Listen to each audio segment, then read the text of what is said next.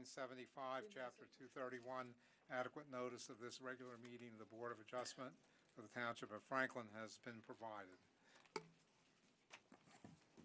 Raymond Betterbid, Here. Laura Grauman, Donald Johnson. Here. Bruce McCracken, Here. Alan Rich, Here. Robert Shepherd, Anthony Caldwell, Gary Rosenthal, Here. Joel Reese. Yes. Cheryl Legallo. Here. And Chairman Thomas. Here. Minutes, regular meeting, August 3rd, 2017. I move to accept. Second. You have a second? Second. Raymond Betterbid, Yes. Donald Johnson, Yes. Bruce McCracken, Yes. Gary Rosenthal, Yes. Joel Reese. Yep. Cheryl Legallo, and Chairman Thomas. Yes. In the discussion section, vouchers, Patrick Bradshaw, October 2017 retainer, Shen deed review, 865 and 12250. Is there a motion to approve? I approve. All in favor? Aye. Opposed? Motion carried. Franklin 2 Associates, appeal of a zoning decision. You don't mean carried to December 7th. Oh, it is. We're not going to do that. Okay. All right, hearings. C.C. Hamilton, ZBA 170013. Site plan with use variance in which applicant's proposing a 4-story mixed-use building with retail and housing, 745 Hamilton Street, blocks 223, 224, lots 22 to 31, 1 to 12, and 28 to 33, carried from July 6th. No further notification, and we're ready when you are. The record should reflect that Mr. Shepherd and Mr. Caldwell are here.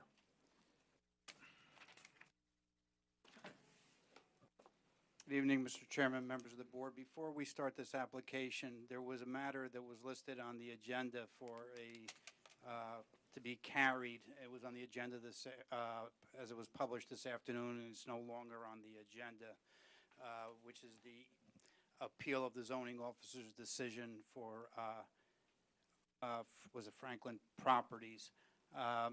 I just would request that that matter on the record be carried to your December meeting, your first meeting in December. Did that. Oh, when I was outside? I'm sorry. All right, let's start again. On C.C. Hamilton, I am going to mark into evidence, Mr. Chairman, as A1, an exhibit. Well, maybe I should also mention, we discussed some ground rules, so everybody's aware of it ahead of time. And this is pertinent to the board too. We're going to hear all the witnesses before we ask questions. There's an importance to the continuous presentation. We're going to do the same thing with the public. Instead of questioning each witness, questions for any witness at the end. At the end of the evening tonight, on both applications that we're going to hear, they are not going to be completed. We're not going to vote. That will be next week, but we'll cover that with notification at the end of the meeting. So first thing we're going to do is hear a complete presentation. Okay. Thank you, Mr. Chairman. As I started to say, with respect to C.C. Hamilton, under docket number PLN 15-00011, the planning board heard an application on the subject property in 2016 for a mixed-use building with related parking. The planning board approved that application, and I have marked as Exhibit A1 the approved plan for the 745 Hamilton Street. That's what the project was called. That project had commercial development on the first floor fronting on Hamilton Street, had 30 apartments, related parking, and 3 single-family residential dwellings fronting on Martin Street. Part of the application included the construction of Martin Street. after the project was approved, and actually even while the project was pending, the owner was approached by the township planner and zoning officer about expanding their vision with respect to the project, given that this is one of the largest sites on Hamilton Street. It's 1.8 acres. The developer who obtained the original approval then sold the project to C.C. Hamilton, who was the applicant this evening. Based on discussions with the township, we have amended the plan to, again, have a mixed-use building, the only difference being that the commercial space will be the same. We have expanded the number of apartments, and we've gone from 3 stories to 4 stories. All of that is in accordance with the ordinance. We also vacated, by action of the governing body, Martin Street, so Martin Street no longer exists, so we can connect both sides of the property. And the application is now for 60 apartments, no single-family dwellings, and the same 6,000 square feet of commercial space. The application was fully reviewed by the planning board and actually has been signed off upon, and construction is actually commencing on what was the original approval. So we are here this evening to obtain a new site plan, a use variance, and the reason we need a use variance is that the zone line for the Hamilton Street Business District was Martin Street. The property on the other side of Martin Street is in an R7 zone, so that requires a use variance. All of the development between Hamilton and Martin is all within the HBD district. In the original application, we had assembled a team, and the professionals that testified were Mr. Ludwig, who was the architect, Mr. Sadowski, who was our site engineer, Jay Troutman, who was our traffic consultant, and in our original application, we did not have a planner. We now have a planner. The team is basically the same team. What I'm going to try to do is basically take the same professionals and just discuss the changes and what we are proposing. Like I said, under normal circumstances, we would have been back before the planning board, except for the rear portion of the property being in a residential zone. Having said that, I will start with Mr. Ludwig.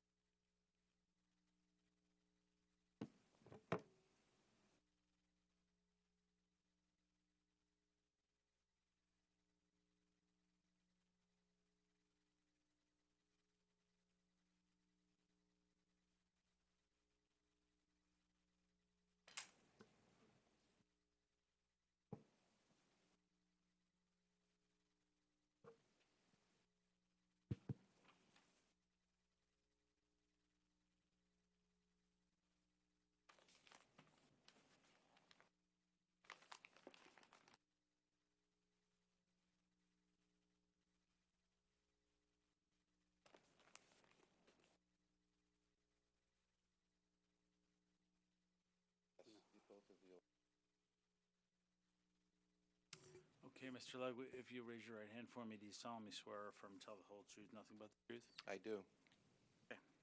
Thank Mr. you. Ludwig, what is your occupation? Registered architect. And you were the architect of record and testified on the original application before the planning board? Yes, that's correct. Okay. And you have certain exhibits that you're going to rely on this evening in your presentation? Correct. Okay. And what I'd like you to do, and I guess we should mark when you go through them, just briefly show the board what was the original approved building that was before the planning board. I can mark, this is, you want to start with this one? Yes. Mark that A2.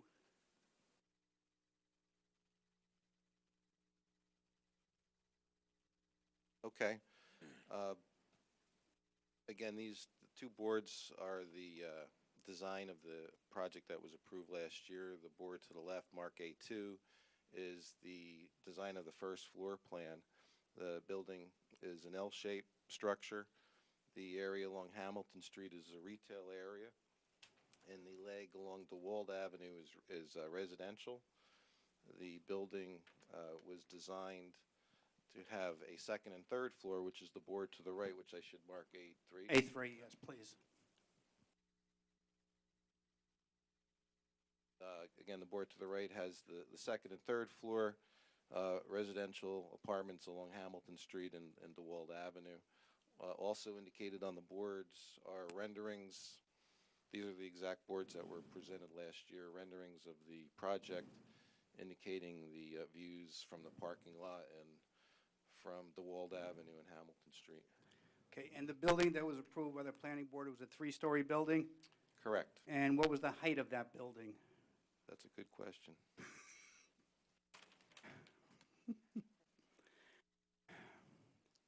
Next question. I don't recall. Okay. Do you recall whether we needed a height variance for that building in 2016? We did not. Okay. Now, as a result of the conversion to the new project, first of all, the ordinance now allows an applicant to have a 4-story building in that zone, correct? Correct. Okay. Do you have the renderings of the proposed building? I do.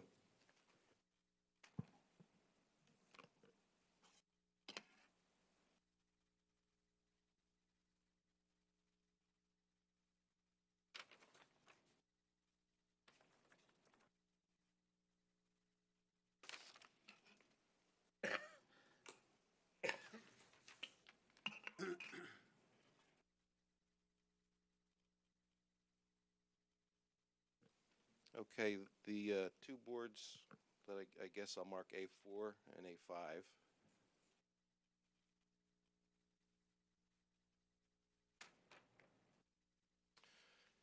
Two boards that I have up on the display now indicate the first floor plan and the upper plans. Again, the building is L-shaped as it was proposed last year.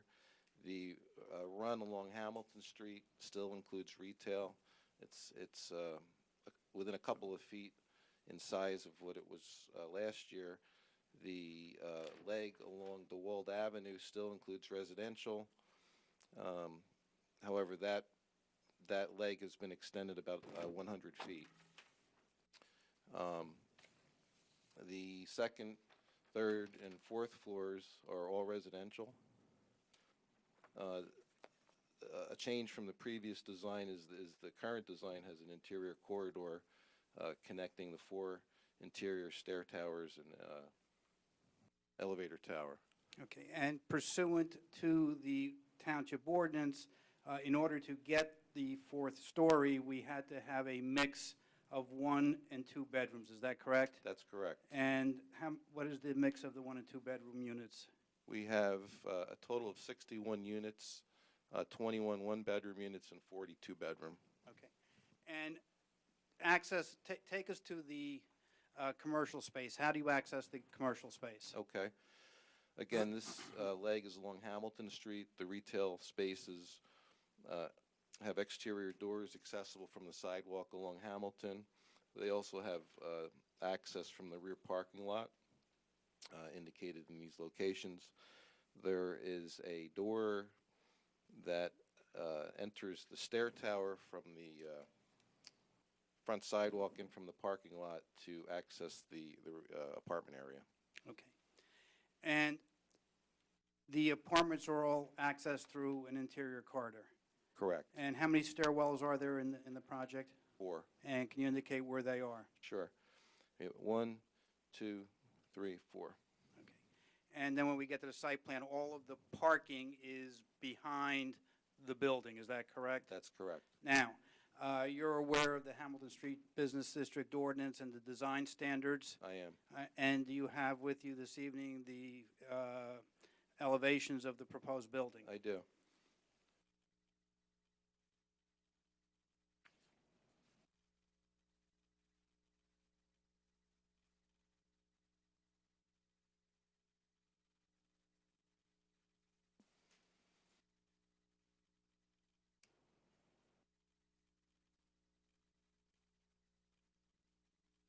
Okay, I'll mark the boards A6 and A7. A6, the board on the left, is the elevation along Hamilton Street. The building is 4 stories in height. Again, the space along Hamilton Street at grade level is retail, with the residential apartments on the upper floors. Okay. And on DeWald, DeWald, indicated on board A7, is still 4 stories in height. There's some of the retail is visible up towards Hamilton Street, but the rest of that elevation is strictly residential. okay. And one of the reasons, as Mr. Thomas indicated, that we needed to come back, we've been discussing some of the last architectural components of the building with the township staff. Is that correct? That's correct. Okay, and those deal with roof pitch and some of the Brick. materials. Did you bring this evening, or can you indicate to the board the colors that will be used, the materials that will be used in constructing the building? I do.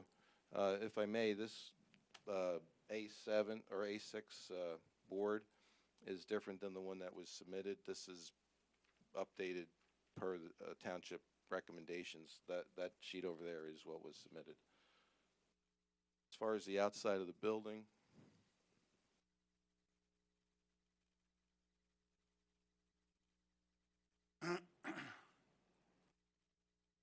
which I'll mark A8 and A9.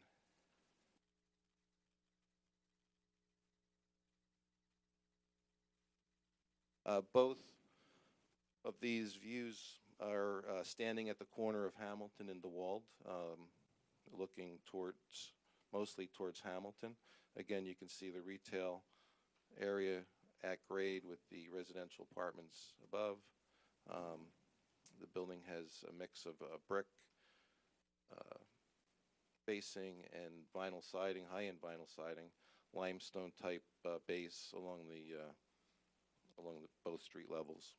Okay, and as part of the plan, there is proposed signage for the commercial space, is that correct? That's correct. You can see that in the rendering along the span. And for the purpose of the approval now, we will assume that all the signage and the prospective tenants will be conforming signs, and should the signs need to be larger, we will deal with them at a later date, is that correct? That's correct. And how is the signage being lit? The signage will be illuminated by surface-mounted light fixtures above the signs. Okay. And when you submitted, and you indicated when looking at the previous boards that there was a change in the elevation, the height requirement in the zone was 50 feet, is that correct? 50 feet, and I believe there's a 55 feet. But Right. the minimum height requirement was 50 feet, and your original submission held the 50 feet, is that correct? Correct. And as a result of discussions that we have had with staff and changing the peaks on the facade of the building, we will be exceeding the 50 feet, is that correct? Correct. And what will be the height of the building once we finally work out the final numbers? The height that I have indicated on board A6 is 54 feet 10 inches. Okay, which is a under 10% deviation, but still does require a C variance, is that correct? Yes. Okay. Other than the lighting for the signage, are there any other lights being proposed on the building? No, the additional lighting will be provided by the site Okay. lighting. Obviously, the doorways and things like that is required by code will have Yes. those- lighting, Yes. but no other lighting to illuminate the building or Correct. anything of that nature? Correct. Okay. Now, you indicated that the main components are brick and then also vinyl siding? Correct. Okay. What other treatments are being proposed to enhance the commercial components? Are there other materials that are being used for that? Yes, again, the base of the building is including a limestone type facing. The area of the retail will include trim around the mold glass and entry doors. Above the retail area in that limestone band is a band of trim. Okay. And the building, other than the extra story, essentially carried over many of the characteristics of the approval that the planning board gave to this building. Is that not correct? That's correct. Okay. And you were also familiar with the other large building that is being constructed on Hamilton Street, the project known as Recon? Yes. Okay. And can you just, to some degree, compare and/or contrast those two buildings? I would compare them, comparisons would include the small gable roofs facing the streets.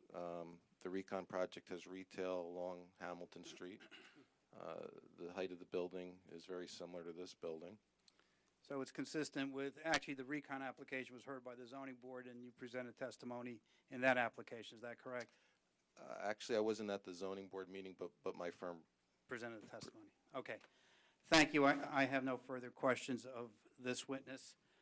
Okay, just so we're clear, what we're seeing is approximately what we're getting, but it's the purpose of not voting tonight and coming back in 2 weeks is to see the final preparations in terms of. That is correct. And just for the record, it really, and confirm, it deals with the peaks and the brick and the separation between the brick and the final siding. Is that correct? It's still being resolved? Again, Board A6 is an accurate depiction of the height of the building. Right, but that has not been reviewed by staff yet. It was provided to staff correct. late this afternoon. That's correct. And that's why we're asking the board to defer the vote True. until staff has adequate time to review the Right. last submissions. Since it's architecture and appearance, do you want any feedback on this from the board that you might incorporate? We generally agree not to hear a full presentation.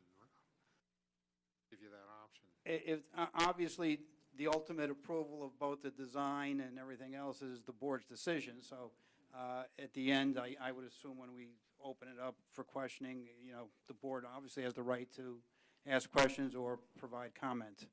All right, I wasn't going to propose that for the rest of the testimony, just for this part of it. You're the boss. If you have any input you want to give them concerning the architecturals while it's fresh, if not, we'll move on. And you'll get the second chance at this in 2 weeks. And for the record, I do have samples of all of the materials here. If any of the board members want to see them, they're readily available this evening. We brought all the samples. My next witness is Mr. Sadowski.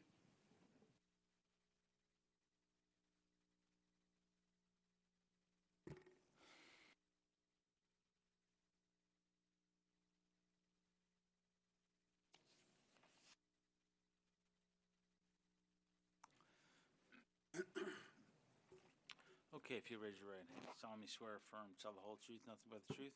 I do. Spell your last name, state your title. Sadowski. I'm a professional engineer in the state of New Jersey. All right, Mr. Sadowski, you prepared the site plan that was approved previously and now have prepared a new site plan that was submitted in conjunction with this application. Is that correct? Yes, it is. And do you have a colored rendering of the proposed site plan? Yes, I do.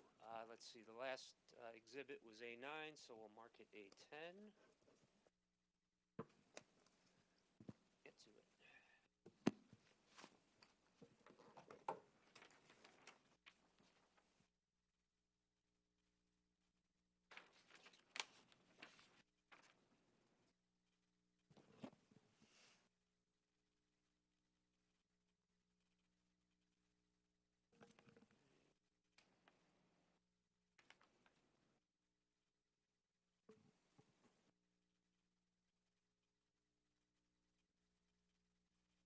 Mr. Sadowski, the plan that you have marked A10 in the dark brown is the proposed building, is that correct? That's correct.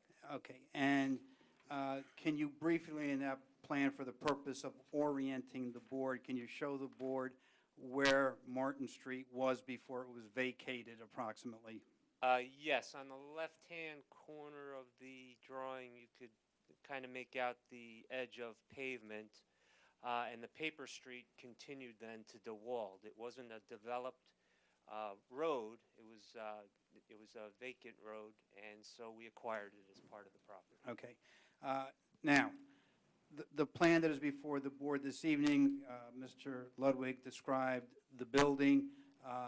Can you indicate to the board how we access the building and circulation in and around the building? Yes, vehicles come in. There's a two-way in off of Hamilton. Hamilton is a two-way street. Circulate through the site to the interior parking. There's entry doors to both the commercial and the residential space from the parking lot, the interior parking lot. There's also a second access, like the previous application, off of DeWald, which is a one-way street. There's two-way traffic, though, on a second egress from the site, but one way onto DeWald. Okay, and for the record, the DeWald is one way going from Hamilton Street, correct? That's correct. Okay. How many parking spaces are we proposing in conjunction with this application? This application has on-site 120 with an additional 14, 6 being on Hamilton and 8 being on DeWald. Okay. At the present time, there is no parking on DeWald, is that correct? That is correct. Okay. And in the original application, as this board is probably aware, there are certain design standards for the improvements along Hamilton Street. Yes, the Hamilton Business District have their own set of standards for decorative lighting, benches, some soldier course pavers, and some trash and recycling cans. We have the same layout as the previous application. Okay. And at the present time on DeWald, are there any improvements such as curbing or sidewalk?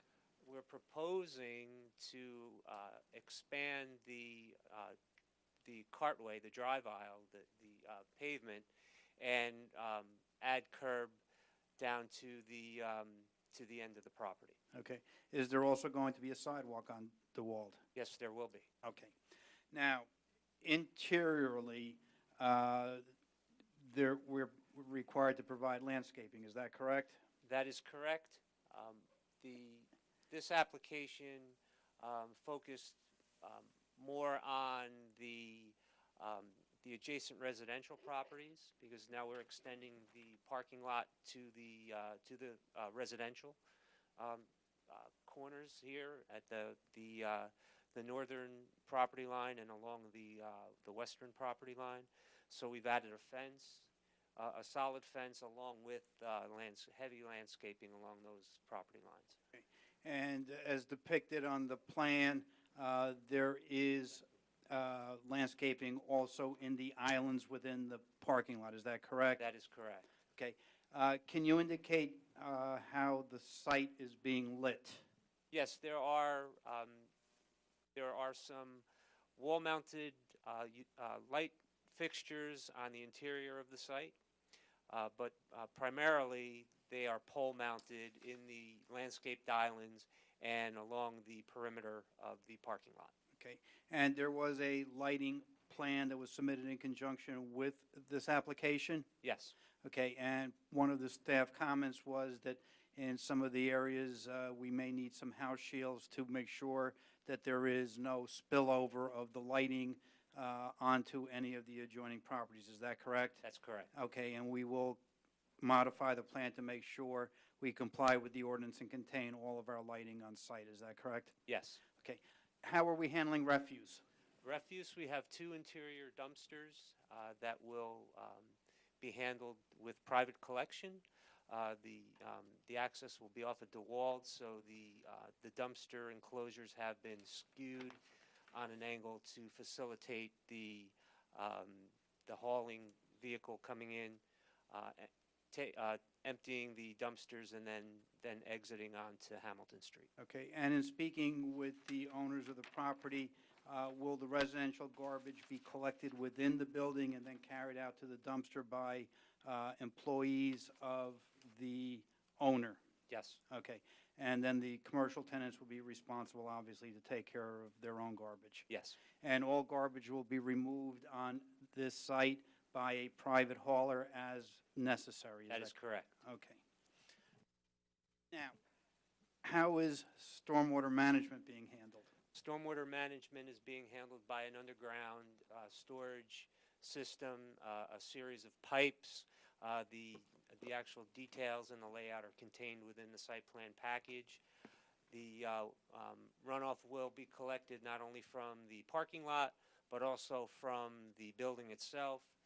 The stormwater management design has been done so in accordance with state regulations, which require a reduction from current runoff. We then tie into the existing system that's within DeWald now. As part of the application, we're also making some improvements to the existing stormwater piping that's in DeWald, bringing it up to current code. Okay. Now, as a result of the submission and the plan that is before the board and the plans that were submitted as part of the package are revised plans. This is not our first go-around with these plans, is that correct? That is correct. Okay. And there were staff reports that were generated in conjunction with this application, and you've had an opportunity to review those staff reports? Yes. Okay. And I want to just take you through them very briefly. There is a report from Mr. Zelenik dated September 25th, 2017. Is that correct? That is correct. And other than the parking calculations, which need to be, Mr. Zelenik's parking calculations are slightly different than Mr. Healy's. Mr. Healy's are the accurate parking calculations. All of the other comments in the report concerning what the project is about are accurate. Is that correct? Yes. Okay. And in reviewing the report, and it's fairly unusual, when it requires the things that need to be done, everything is satisfied because we've revised the plans to be in accordance with the previous reports that were issued. Correct? That is correct. Now, the one comment that was raised by Mr. Zelenik concerned the issue of parking and shared parking between the commercial and the residential uses. Can you indicate to the board how we are dealing with that?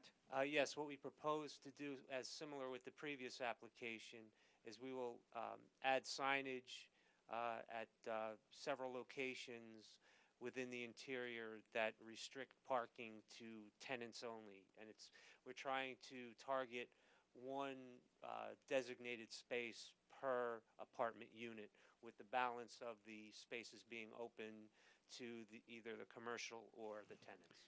Are you going to give, excuse me, are you going to give the tenants some sort of sticker or medallion or something so that they'll know who's supposed to be parking there? It is our thought initially to designate it as tenant, or certain areas as tenant parking. If it becomes a policing problem, we can go to stickers or have designated spaces for the tenants. At this juncture, we have 60 apartments and 120 spaces. We think the site, other than designating the tenant spaces and the spaces around the building as commercial or joint parking, it will work without having to put any additional restrictions on everybody.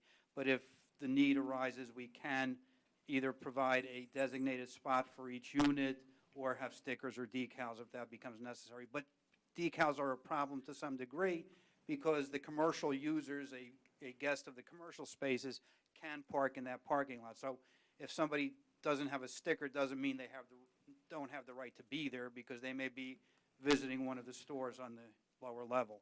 But that will become a management issue. If it doesn't work, you're going to have to settle that. Yeah, and take care that's of something. it. Shouldn't spill over. We have more than enough parking pursuant to the ordinance for the residential parking. Again, we've looked at it, and rather than put restrictions on in the beginning, which may not be necessary, we'd rather just have a designation for tenant parking and general parking. If that doesn't work, again, we can assign spaces or do other things to make sure it works. That is one of the most optimistic presentations I've ever heard you give. Pete, excuse me, I know there's 120 for the residents, how many are for the commercial? There's 120 spaces on site. How many are for commercial?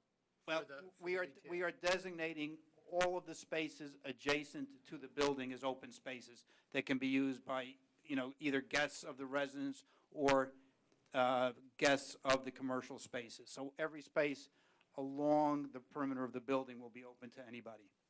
And again, how many is that approximately? He's counting them now.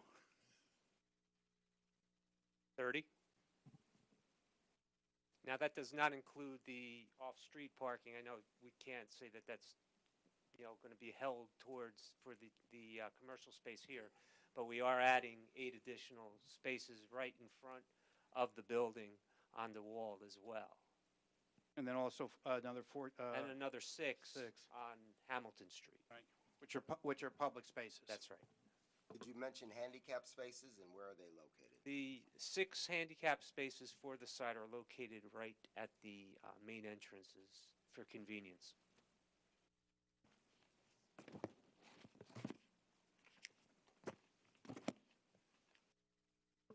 There was a report, last report that we received from Mr. House was dated August 9th. We had made a subsequent submission since August 9th. You've addressed Mr. House's comments already on the plans Yes. that are part of this application. Is that correct? Yes. Okay. There was a comment from Ms. Elliott concerning the corner unit, and although it is not all your purview, we had a discussion about the corner unit being able to access the trash enclosures. Are there going to be provisions made to the interior space so that there will be a rear access to that corner unit so that they can take their refuse out to the back to the dumpsters? Yes. Okay. And can you briefly explain that? Okay, that right now, the dumpster, the area we're talking about is right here, so we are thinking of adding another corridor and doorway so that trash can be brought out to this dumpster here. And I just want to very quickly see if there were any engineering questions in Mr. Healy's report that I have not touched on before we go on to the next witness. I think you can just ask the general question if there's any staff comments that they can't satisfy. The answer is no, we can satisfy everything. I just wanted to make sure there was nothing that needed No, more I expansion. don't think, all the rest are technical. Okay, thank you, Mr. Healy. I have no more questions of Mr. Sadowski. Thank you. Okay, next witness. I have a couple questions. Oh, go ahead. So are there rear entrances to the commercial units from the parking lot? Yes, there are. So customers can enter the stores from the rear? That's correct. Okay. Where will recycling be located? The recycling would be located in the dumpster, well, in the dumpster Areas. refuse areas. Okay, they don't look large enough to accommodate Um, a separate recycling container? We did receive a letter from the hauler who will be taking away the refuse here, and they gave us the size that they recommended for this building and the use. So that hauler is going to take solid waste and recycling? That is correct. The county will not be involved in the recycling. We have, just for the record, a letter from Grant Sanitation Services indicating that the location of those dumpsters is appropriate. Again, depending on the volume of refuse, and they may have to come 2 days a week, they may have to come 3 days a week as may be necessary, but there is enough room within those containers for both recycling and for garbage. Is the 6-foot PVC fence along both sides? Yeah, the 6-foot PVC fence will start in line with the building, actually the first parking space on the wall, continue to the corner, and then to the south, and end at the last parking space there as well. Then is there a different kind of fence? There's an existing fence there now. Is there an existing fence along that existing dwelling lot? There On is, the it's on our south. property, so that's going to come off and be replaced with the solid PVC fence. then what about deliveries? Truck deliveries? The deliveries are going to be handled from, we don't have a designated loading spot because these are rather small commercial users, but there is adequate, and I'll have the traffic consultant testify to that, room within the parking lot for trucks to come in, use the rear doors for delivery so they don't have to stop on Hamilton Street to make deliveries. Are the designated handicap spaces for the commercial space? There are two two handicap spaces for the commercial, and the other 4 for the residential. So we have divided them up. Yes. Is that enough? The number of handicap spaces is based on the number of total spaces in the parking lot. Is That's that correct? correct, So it's yes. a ratio of the total number. Yes. So they're good? Yeah, everything. Eyeballing it, 6 for 120 spaces, I believe is more than enough. That's I correct. forget the actual It is, ratio, yes. but that's, Quick question, are handicap spots allowed to be designated for certain people? I don't believe so. I think they have Yeah, to be, so- they have to be Yeah, open for yeah, we don't have them any, for people designated. with. We don't have them designated for any So specific. the answer to that,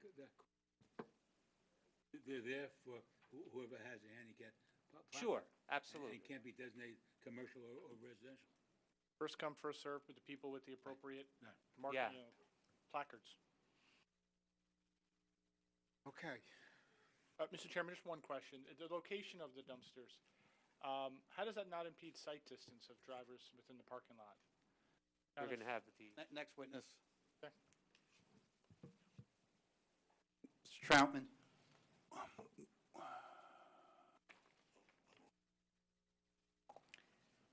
Is Mr. Troutman the planner? No, he is the traffic consultant. Okay. You sound disappointed. We're going to have a planner? Well, I got a planner question. That'll be next. All right. You all set, sir? Yes. Raise your right hand for me. You solemnly swear or affirm to tell the whole truth, nothing but the truth? Yes, I Can you do. spell your last name, state your title? J. Troutman, Troutman, principal with McDonough and Ray Associates, licensed professional engineer specializing in traffic engineering. Okay. And again, just for the record, Mr. Troutman, you testified in the original application, is that correct? Yes, I did. Okay. Can you, again, I know Mr. Sadowski did it from an engineering perspective, talk to the board about how this site works circulation-wise and how we have dealt with tenant parking, and then we'll talk about the stop signs internally or stop bars. But how does the site work? Yes, just by way of background, we did complete and submit a fully detailed traffic impact study that was reviewed by your professionals. Basically coming out of the findings of that study and the relevant traffic facts for this case, two kind of differences between what's currently approved on the property and what's before you tonight. The first has to do with the elimination of Martin Street connecting from where it currently terminates, coming through to DeWald.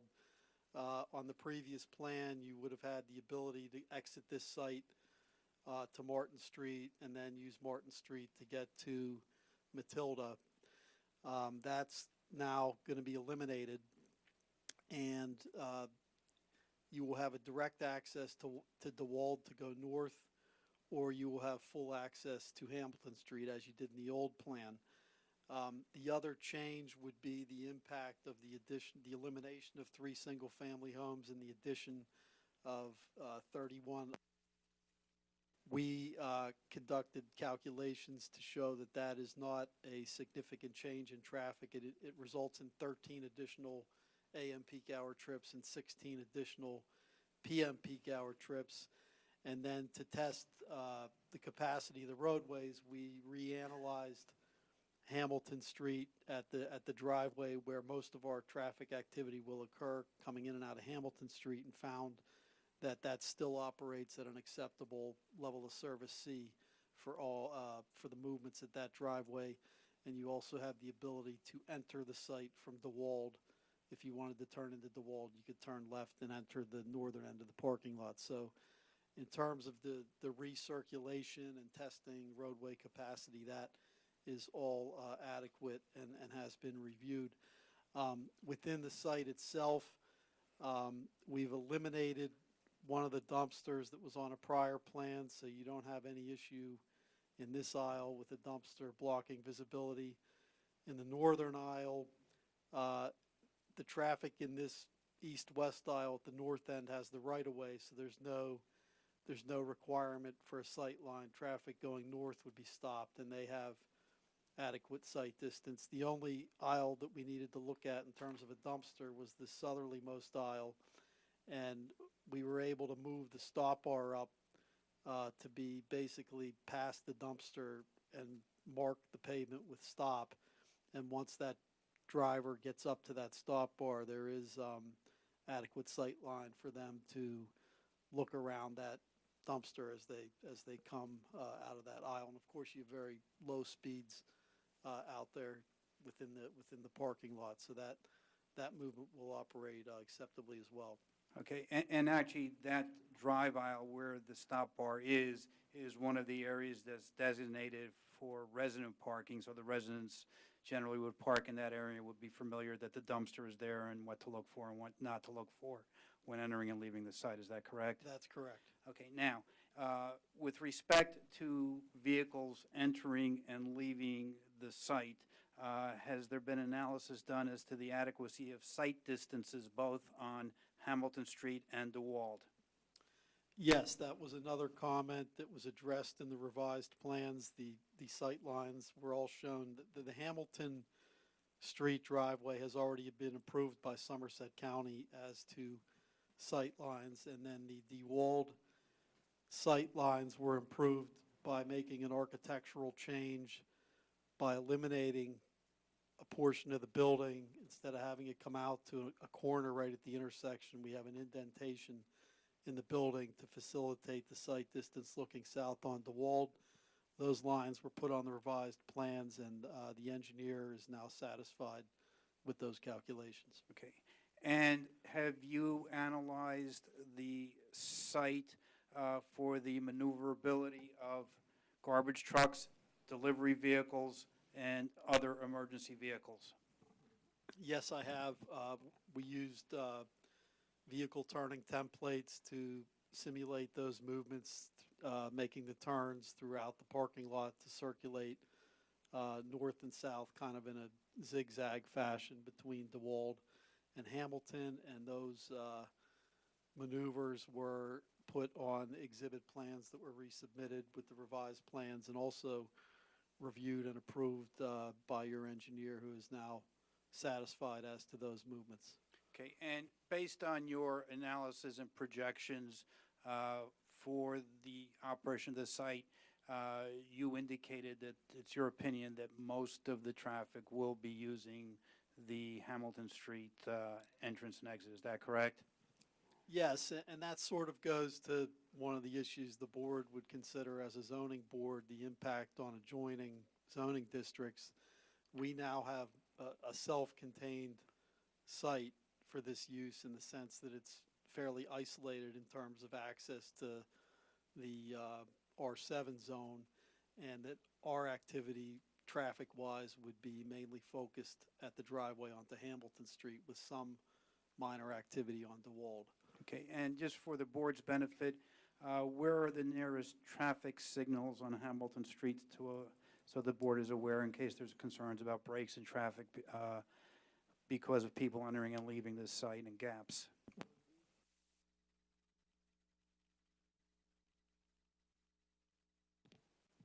Oh, testimony over.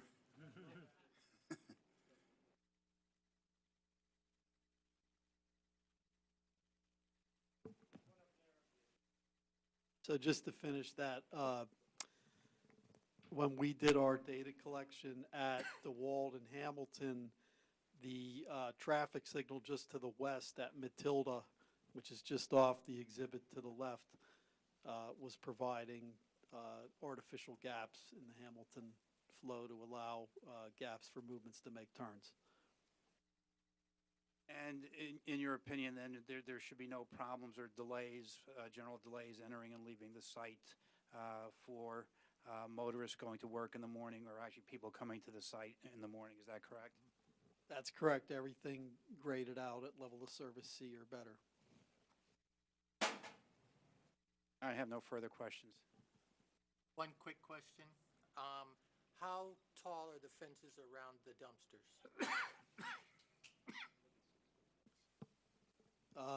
I'm hearing from the engineer that they're 6 feet tall. And so you've analyzed that that's not going to be any obstruction to vehicles at either of those corners?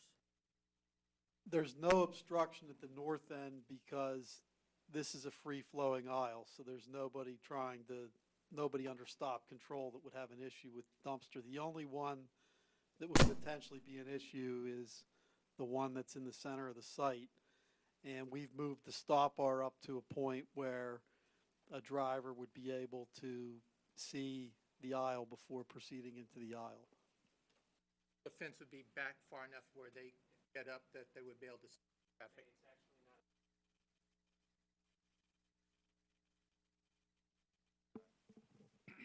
It's not a fence. There will be a gate to the dumpster, but the actual surrounding is a CMU wall, but it'll be finished to complement the building. So it'll be the colors of the building.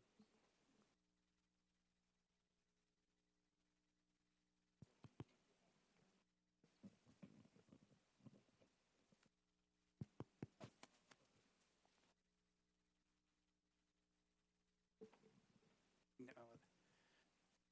I have no other questions. If I can go to the next witness, Mr. Chairman? Not just quite yet. Okay. This new project's adding 31 apartments, is that correct? Yes. Okay.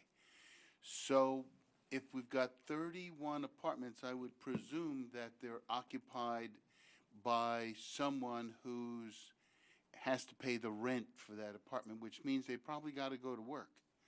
So how do you come up with 13 trips, additional trips in the morning rush hour, and I guess the equivalent number of trips in the evening rush hour when there's 31 apartments?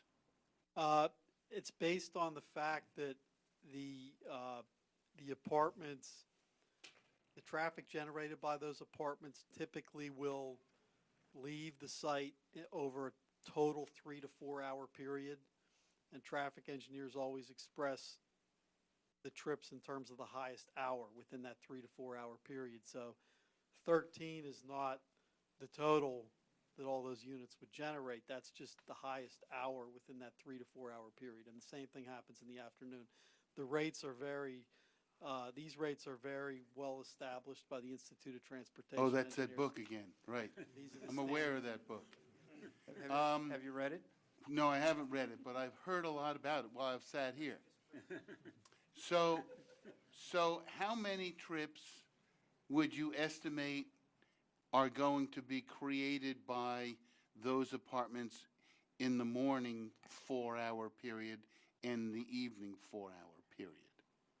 I mean, that's not really part of the calculations that we did, but if I had to estimate it, certainly you would have at least one per unit, right? 31 over 3 to 4, probably 31 to 45, something like that. Okay, great, thanks.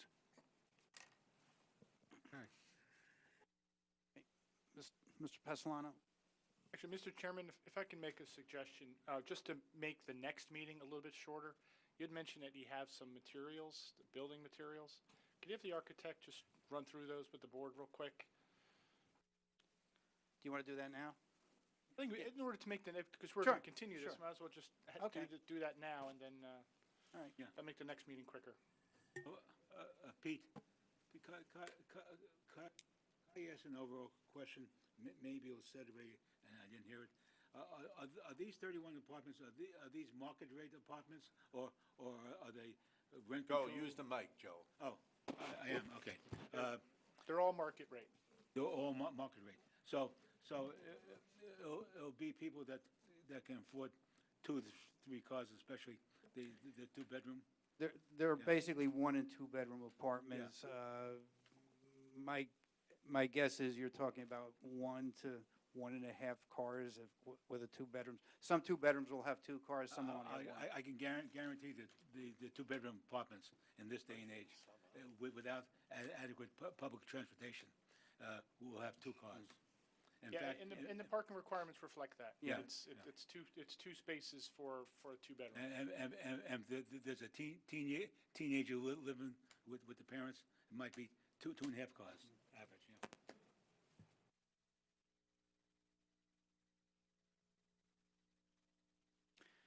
May I? Mr. Ludwig is back on. Right, okay. The first sample I have is the brick face sample. We actually took the brick and used the exact color for our renderings. As you can see on the renderings, there would be the brick along each facade. So they're not going to be whole bricks, they're just going to be those sort of slices of bricks that are going to be up against stucco? They're correct, they're not true depth bricks, but it's a brick material. Okay. It's not on stucco. It's not like a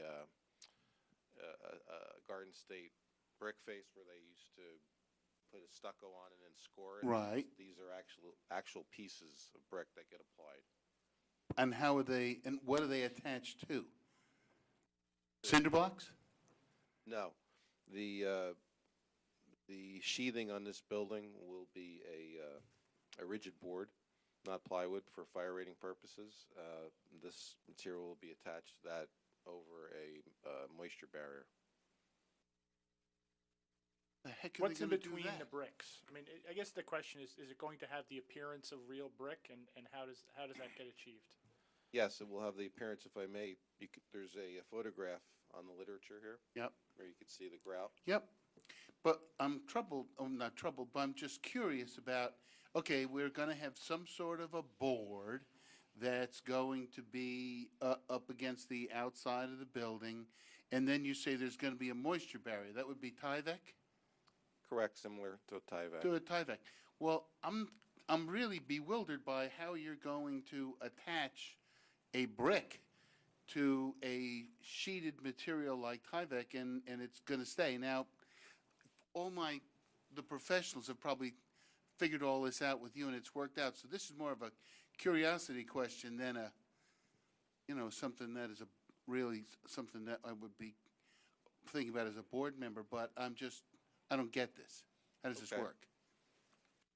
Well, the Tyvek that's used is the type of Tyvek that has veins in it, so that any moisture that builds up between the brick material and the building, the moisture drains accordingly down to the bottom of the building.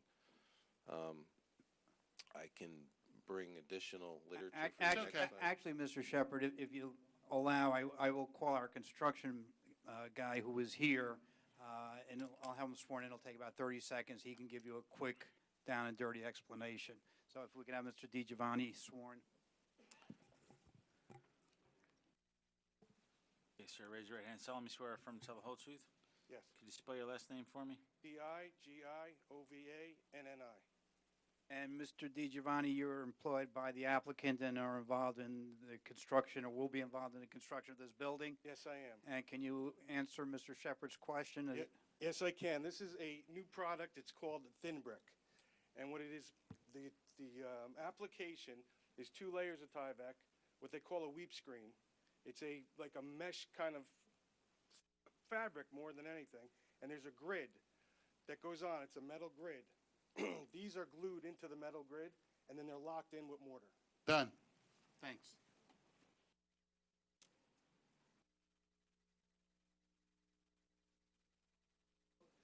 Thanks, Gary.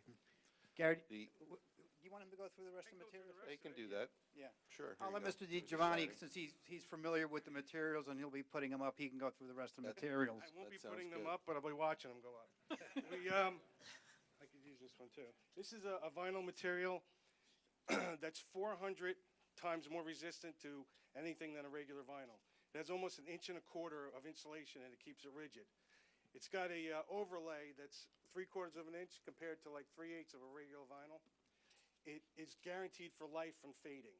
It also comes in 16-foot lengths, as opposed to 12-foot lengths in regular vinyl siding, where you'll see the gaps. And the way the building is designed, and now that we're making the brick a little wider, there'll be less seams. They'll carry most of the sections.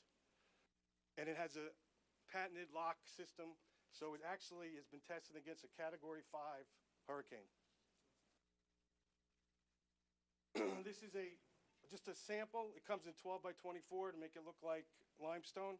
It's the regular process of like a cultured stone, where you have a scratch coat that it goes up against it with the whip screen behind it, and it is also mortared into place. All of these are not your normal. Oh, we also have our trim, which is a PVC material that never needs to get painted, waterproof, totally weatherproof. And all these products are designed for longevity and the look of the building as long as possible. Is the limestone material the same as what was presented to the planning board, or is that That's what I different? brought. I don't know what was presented to the planning board. I wasn't there. Do you consider a cementitious product instead of the vinyl? Well, regarding Hardy Plank. Now, Hardy Plank is a good product. It has a 15-year warranty against scratching, chipping, or peeling, but nothing against fading. And it also is caulked in, and there is also shrinkage, and it's not warranted against any kind of mold, mildew, or anything growing on it. So you have a constant maintenance issue with caulk and the other materials. It's budding. Okay. And then you have a lifetime I'm just here. concerned about seams on the vinyl. Well, that's what I'm saying. If you look at the building, most of these sections are less than 16 feet. So there will be seams, and it's more rigid than regular vinyl. Won't buckle as much. Won't buckle. I mean, you have that insulation behind it.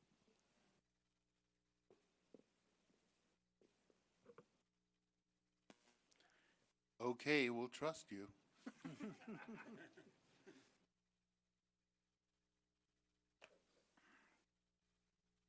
My next witness is Mr. Pesolano.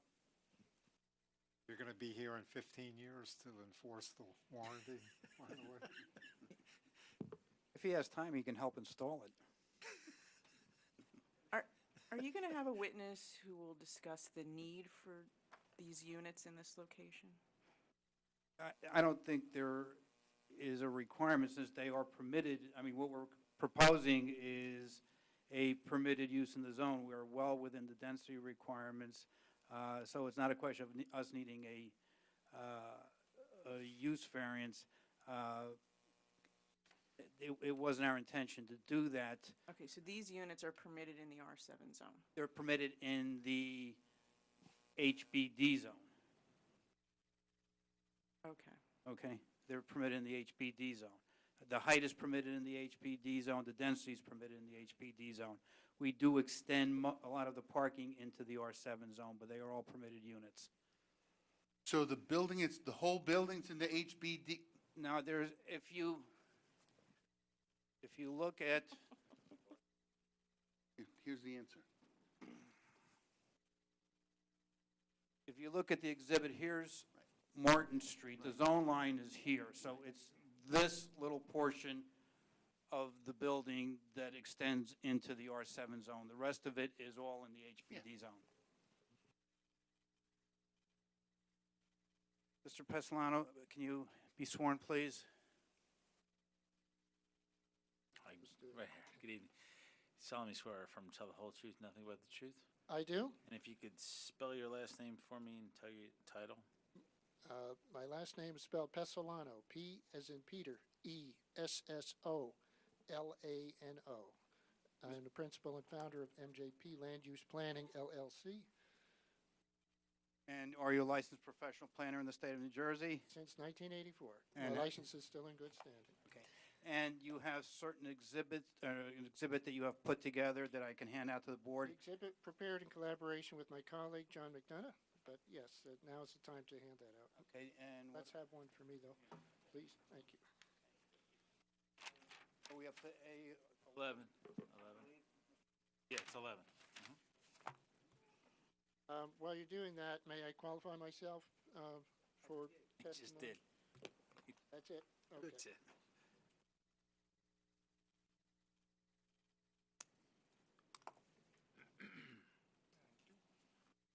That number was A11? Yes, sir. Thank you.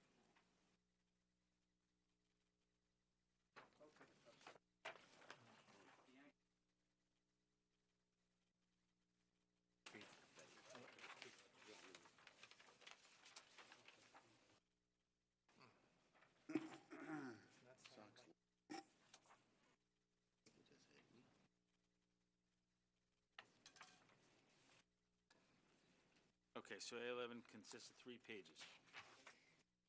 Correct.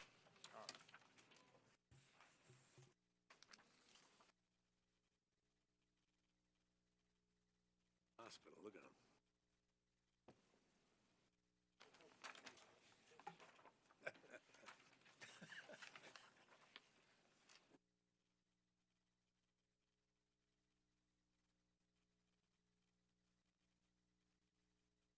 Mr. Pesolanos, for the record, is clear. The exhibit that we marked as A11 consists of 3 pages. Is that correct? That's correct. And the first page is basically an aerial photograph of the subject property and the surrounding land uses. Correct. And the second and third pages, or the second page is the site itself, and the third page is the pictures of some of the surrounding land uses around the subject property. Is that correct? That's correct. And you are familiar with the zoning ordinance of the Township of Franklin and the master plan of the Township of Franklin? I am. And you have visited the subject property, have I you not? did. Okay. As I indicated in my opening remark, the 2 variances that we are seeking is first a variance for a D variance or a use variance for the use of the property that is basically on the other side of the vacated Martin Street, which is in the R7 zone for the HPD purpose. Yes. And the other variance, which was generated or resulted as a result of discussions with the staff, is a C variance for the height of the building. Is that correct? Correct. Okay. Can you just, again, very briefly give the board an overview of the surrounding area? Yes, using Exhibit A11 as our guide here, on the first page, the aerial imagery shows the site outlined in a thin yellow line, showing it to be quite a substantial site in the HPD district, which is rare in itself, and part of the merits to this application, which I'll come to in a moment. But if you look at the image, north is looking up towards the top of the image. So to the east, on the opposite side of DeWalt, is a commercial building, which also is a mixed-use building, having apartments on the second floor. To the west is a commercial use with a single-family dwelling. But directly across Hamilton Street is a purely commercial building.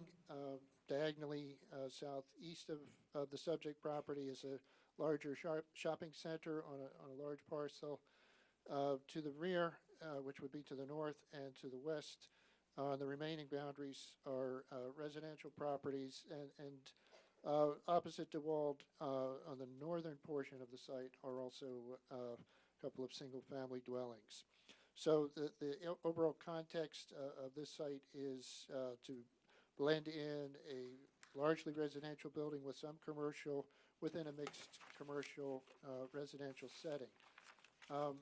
Moving on to page 2, we can see the condition of the site more closely from the ground photos I took that show the neighboring property.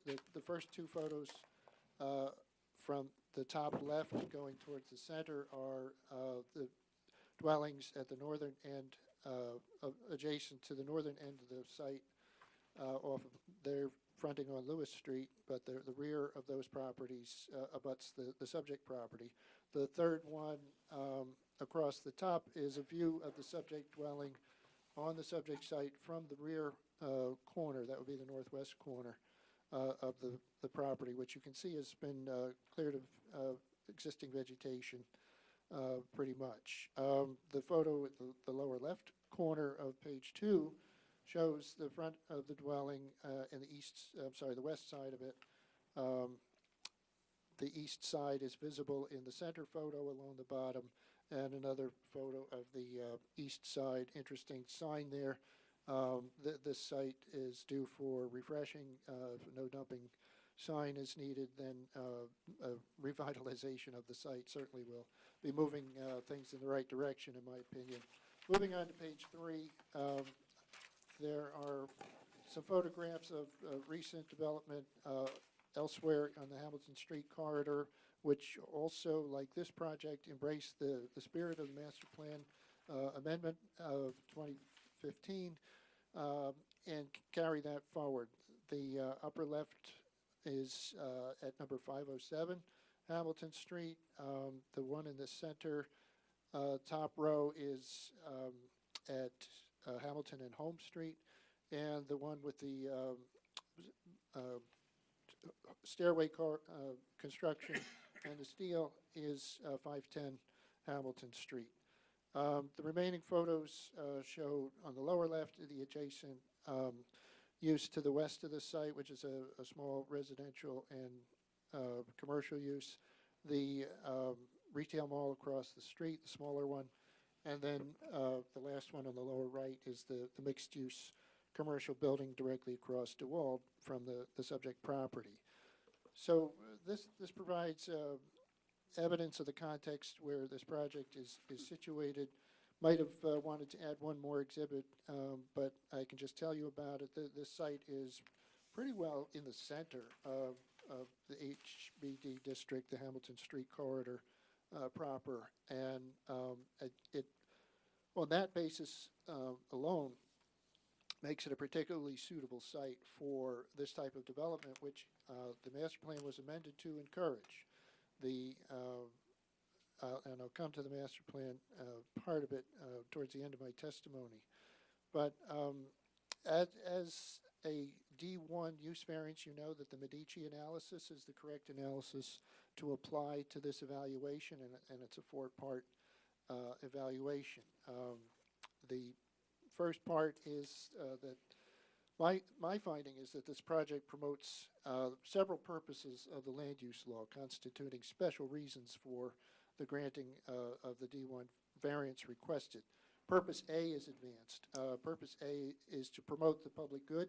This proposed new housing near Rutgers, which will attract students, teachers, graduates, and young professionals, in my estimation, that is precisely what the master plan amendment intended to do with this corridor to be part of the revitalization strategy. Purpose G will be advanced, which the project promotes a variety of uses in appropriate locations. The resident population here will very clearly support the local business community with positive synergy, them actually supporting each other. Purpose I will be advanced, which is to promote a desirable visual environment. A substantial investment is contemplated by this plan, and as you're carefully scrutinizing how it will come to life, that's a good thing because there's a lot to appreciate with the design of this project. So attractive architecture and landscape architecture will make this a community asset, in my opinion, with the substantial investment that's proposed. Purpose M will also be advanced to promote the efficient use of land by redeveloping a previously disturbed site, thus requiring limited tree clearing and earthwork. Part 2 of the Medici analysis asserts that, in my analysis, that this project promotes the general welfare because the site is particularly suited for the proposed use. By virtue of its condition, we have a site that's cleared, constraint-free, ideally suited for new development, particularly of the kind that's strongly encouraged by the master plan and zoning for the community, albeit for the little bit that hangs over into the district not zoned for this specific use. But the bulk of the site, the property, being very large, twice the minimum lot area, at 81,000 square feet and change, provides for an infusion of the type of development that the community found meritorious in its evaluation of its planning and zoning. You'll recall that the township took a careful look at the zoning along Hamilton Street corridor and revised the zoning accordingly to stimulate projects like the ones that I alluded to with the photography on page 3 of the planning exhibit. So this is another project that is seeking to embrace that vision and bring it to life with a quality project that I believe you will be proud of. By virtue of the context, this is a particularly suitable site. Mixed use is totally compatible with the mixed use surroundings that exist there today. This relief can be granted without substantial detriment to the public, in my opinion. There's expert testimony by those before me that the site can accommodate all of the functionality that it needs to with what is proposed on the ground and do so efficiently. And the project will not interfere with the privacy, use, or enjoyment of neighboring lands. You heard that Mr. Sadowski point out that buffering along the perimeter, particularly along the residentially adjacent properties, will be sufficient. Finally, this use relief can be granted without substantial impairment to the zone. The zone actually, the HBD zone actually recommends this specific type of development in the HBD district. This is a slight encroachment into the R7 district with a portion of the building and some parking, but well embraced and shielded with adequate buffering through the fencing and landscaping that was described earlier. So this slight encroachment, in my opinion, does not erode the overall integrity of the plan, and I think it's worth noting that we're at the edge of the R7 district, not proposing something totally different and uncontemplated in the middle of the R7 district. This is a fringe property. As to the height deviation that is proposed, the benefit outweighs the detriment here. So the C2 analysis prevails for this variance relief. The added height is relatively for cosmetics and aesthetics. The detriments to that variation are minimal, if any. I think that the height differential would be essentially not perceivable, quite frankly. So in sum, the statutory tests for the grant of all the relief that are required are met, in my opinion, and I believe approval is warranted. Thanks so much for your attention. I have a couple of questions. Please. I haven't heard any talk about affordable housing as part of this project. Is there going to be any of the apartments or going to be designated affordable housing? These are market rate units. However, there is, in conjunction with this project, a rather substantial affordable housing fee that will be paid by the developer to the municipality for the advancement of affordable housing. Okay, that's one answer. Now, since this is going to have a lot of residential units in it, and I see that there are some residential units close by, you as the planner, do you think it would be appropriate for there to be a limitation on the times for deliveries and collection of garbage or recycling? I think that the operations, as described by those before me, have been well thought out. So as they're presented, I believe that careful thought has already been given to minimizing conflicts. Well, which of the witnesses that testified tonight talked about the delivery times of the commercial units? Okay, I get your point. Yeah. We had talked about that in our preparation meeting. Oh, okay. So, And what did you come up with?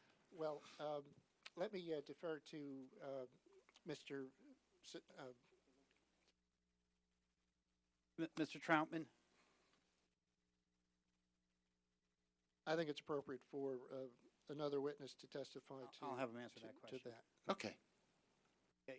With respect to, you indicated that basically the residential component of of this project, most of the vehicles will be leaving during the AM peak hour to work so that they, as Mr. Shepherd pointed out, need to pay the rent.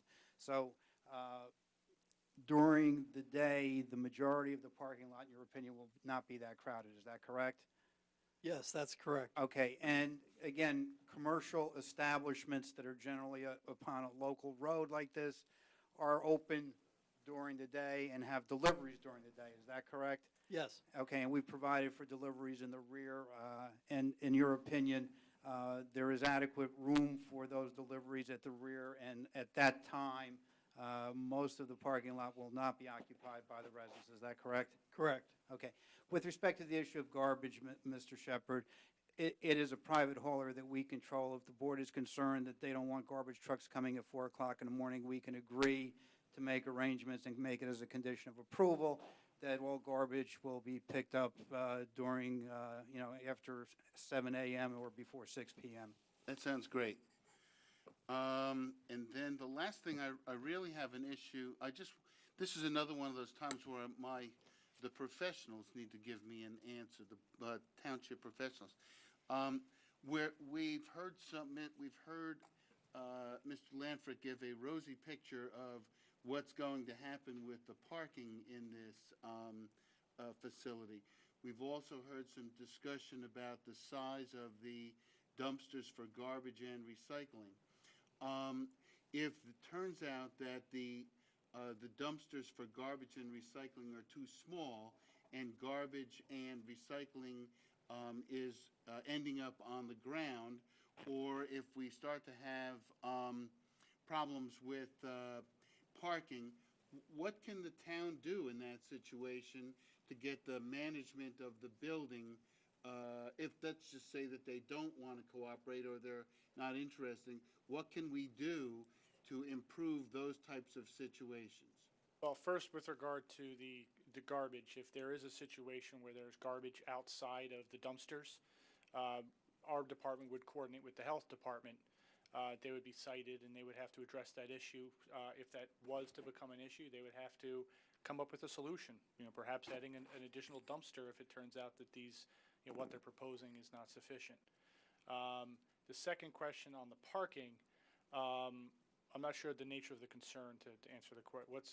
Well, the concern is that people who don't live there will find it convenient to park their car there overnight, and then people who live there don't have a place to park.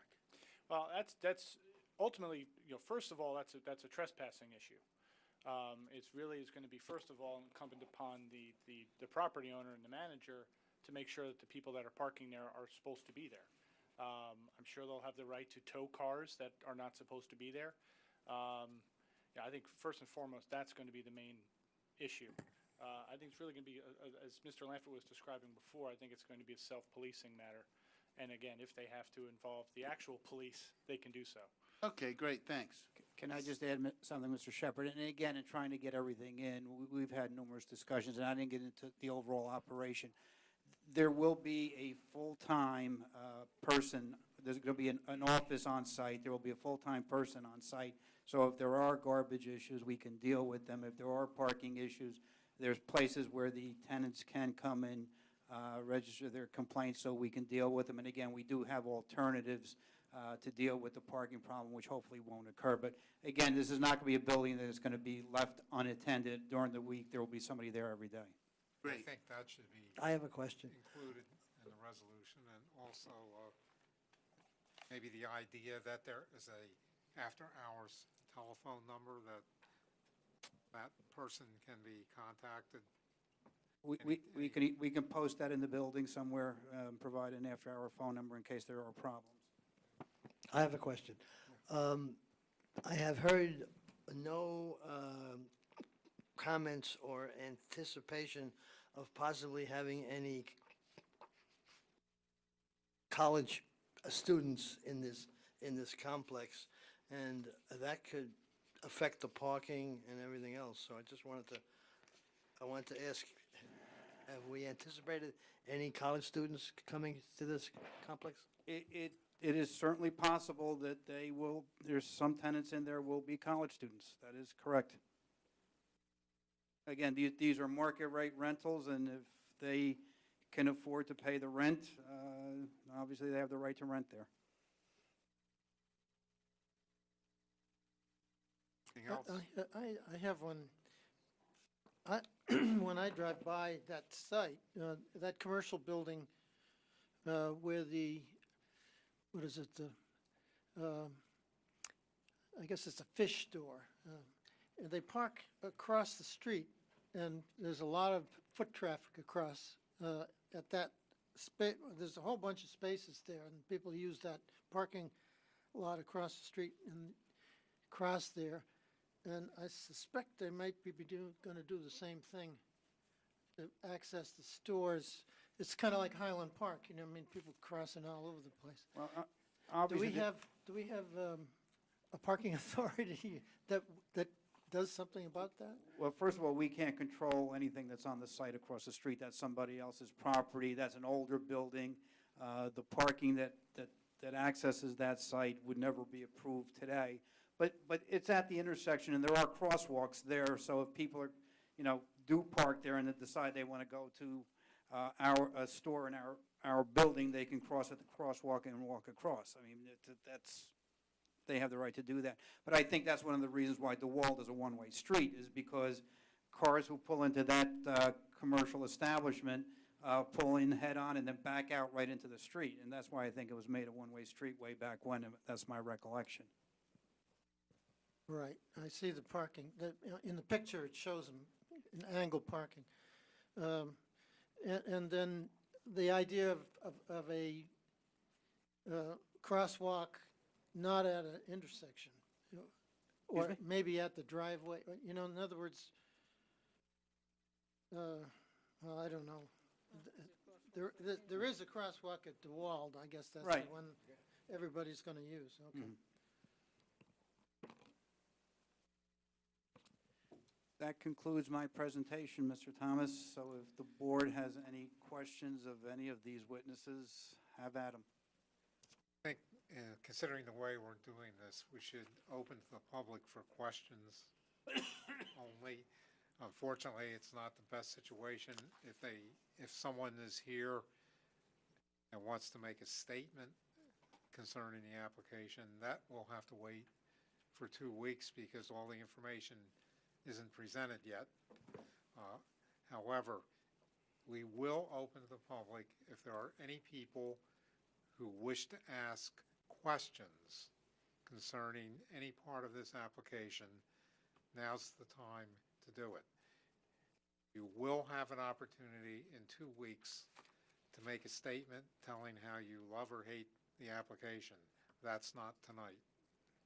So if there's anyone who has a question, come on up to the podium.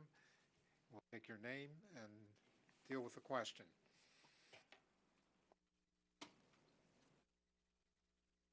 My name is Lance Bunker. I live at 19 DeWalt Avenue. The question is DeWalt Avenue going to be widened to accommodate this parking?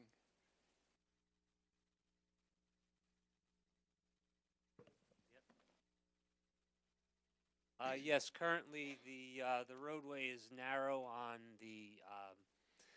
our side of the property, and what we're proposing to do is have a constant cartway width, or paved width now, past our site, and it shows a little on this rendering, but on the site plan drawings it shows more how where the existing pavement currently is and how we're tapering back into that existing pavement after the site.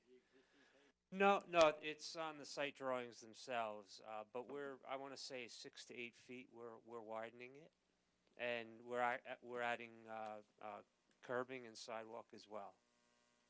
Okay, my other question is the groundwater coming down DeWalt Avenue. I've lived there for 30-some years, and I've always had a problem. When they paved the parking lot at the building across from me there, they created a situation where the groundwater no longer went into the ground. It came out onto the street. The last storm we had flooded out my backyard, my neighbor's front yard. And I have a feeling that when I went up and looked at the plans, the way they anticipate on running this groundwater from this particular site onto it, it doesn't look like that sewer system is going to handle it. There's not enough catch basins. Well, we have an underground detention system. So I saw that. Okay, and that's been sized to control the anticipated runoff from the development. All of the pipes are going to be changed from underneath DeWalt Avenue? No, no. On site themselves, there is an underground system, a series of pipes that will hold the water and over time let it back out onto DeWalt. That's correct. And they're going into Right? and then Yes. the houses.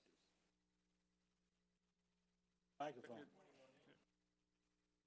No, actually, they're 12-inch, and we're increasing them to 15-inch out there, which is the minimum. They're being increased, but Sir, please use the mic. You both have to use the Yeah, mic. just, The it- flow it that's comes actu- out, you can take it with you. the proposed flow that will go through the pipes on the wall will be less than what they are now, because as part of the design, we are required to reduce runoff to percentages less than what's there now. We can't keep it to what it is. It's got to be less than what it is. Okay. So there'll be less runoff from the site into those pipes. Okay, my question is, they're showing a catch basin at this point here across the street on Hamilton Street. That actually is piped underneath that building and back into here. Years ago when I moved there was a stream back there covered. When this gentleman over here built, they covered the stream and put it into a box back here. Now the water, instead of going back into the stream, comes across my property. Okay, My question was, when this person here was given title to do what he had to do, I felt they should have put a catch basin up here to catch this water before it starts to come down the road. Yeah, the way that the road is crowned, water from our property does not flow onto this property. So I understand the crowning of the road. I'm saying my problem was the fact that there is nothing along here to stop water. It has to get down to this driveway here Okay. before it stops. So it doesn't get down there. All of this water is coming down DeWalt Avenue. So it's an engineering problem I think the town had, where they needed to do catch basins here to stop this flow that comes down and destroys properties. Okay. All I can comment though is on the improvements we're making on our half of the wall is being taken into consideration with our detention system and our drainage design. So any additional runoff that's being generated by the widening of the wall will be contained in our system, then let back out into the balance of the system. Well, that's my concern, is the fact that this was never here. Now it is. Now they're going to be putting water into the system that's already taxed. That's my concern. But currently there are inlets on this side of the wall. Right. The water that will go into those inlets that will then travel to your side, Right. the flow rate will be less than what is there now. And can you briefly describe how you're doing that? You have underground systems. Can you just briefly describe? Yeah, there's a series. What's happened is the site's very flat. We have a series of it's one large underground system which consists of chambers. They're hollow chambers, but they're structural so that you can drive over them, and they're set, let's say, 18 inches apart, parallel to one another. When you get a rainfall, all of the roof leaders and the inlets on the site are connected to this underground system. The underground system contains the water, and as part of the state regulations, you also have to clean the water and let some of it back into the ground. So there's a sand filter that lets water into the ground. As the water is held in these pipes, before it can exit the site, it runs through an outlet structure, which is a series of orifices and weirs, and just different shapes that are designed to let the water out at rates less than what's going out there now. So let's just say you had 1 cubic foot of water running out on the site now. It will be less than that by state regulations. It has to be less than that for this development. So maybe it's 0.9. I mean, the report specifically has how it is, but we are letting out less water because of our underground system that we've designed.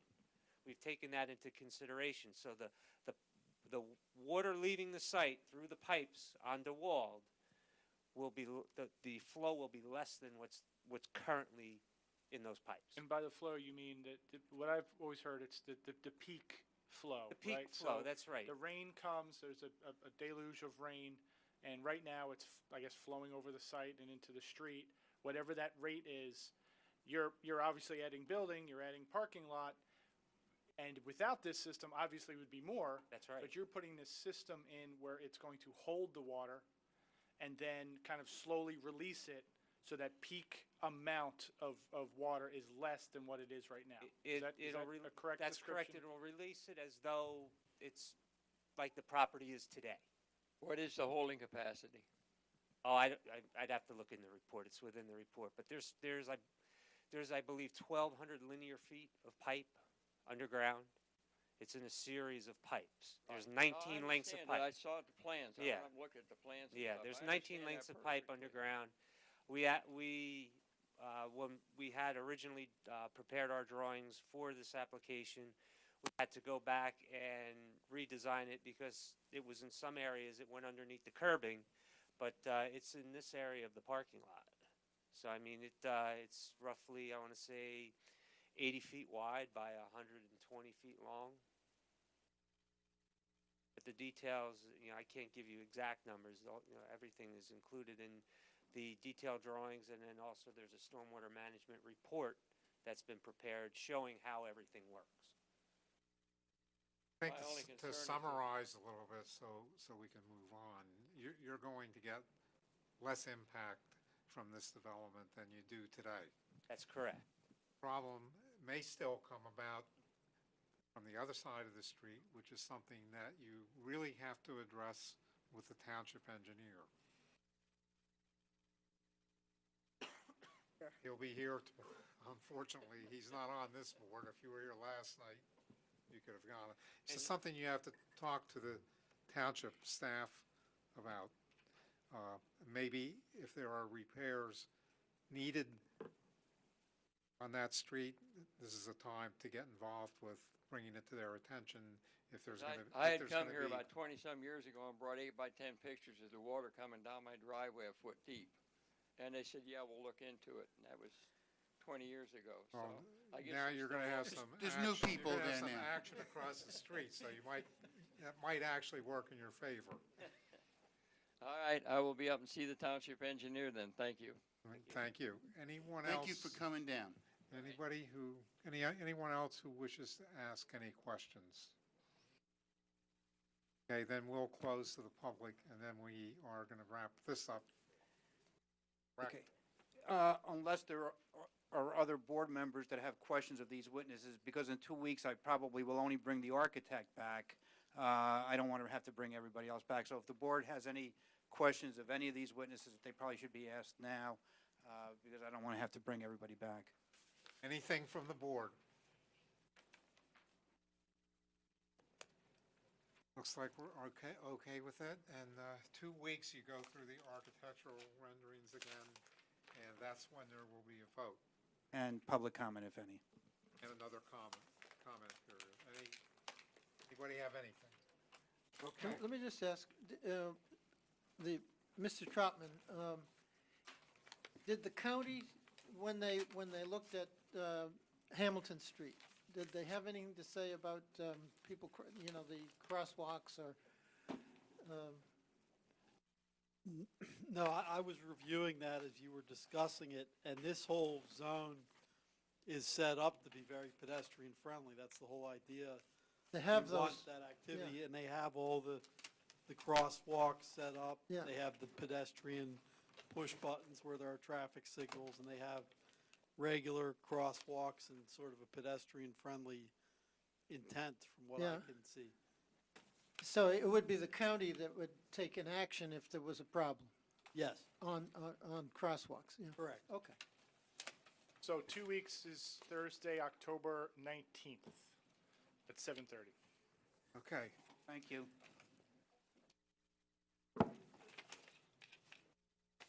Okay, next would be Corporate Community Connection Corporation, ZBA 17-00001.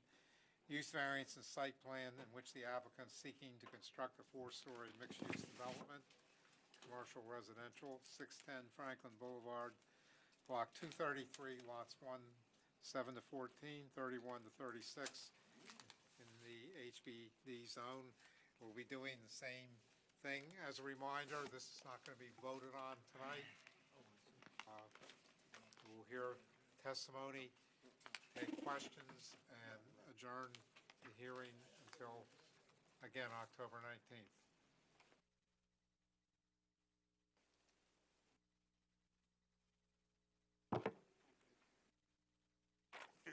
Wishful thinking.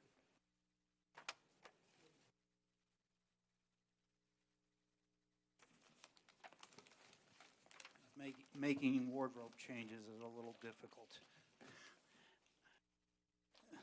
Again, good evening, Mr. Chairman, members of the board. Peter Lanford appearing on behalf of the applicant. This is another application in the Hamilton Street Business District. This is an application to construct a new building, which is actually on Franklin Boulevard, and it is on the corner of Franklin Boulevard and Lewis. It is a 4-story building. There are use variances associated with this application. That's why we are here this evening. We do have, and I'll review the witnesses, and hopefully we can go through the same process with this application as we did with the last. I do have the architect, Mr. Zawada. I do have our site engineer, Mr. Ford. I have Ms. Dolan, who's our traffic consultant, and I do have Mr. O'Brien, who's our professional planner. I will try to get them all in this evening if I possibly can. If not, again, we do have to come back in 2 weeks, but I'll try to go as far as I can this evening. I also have the applicant, Reverend Soros, to testify about the use of the building, so I will start with him this evening.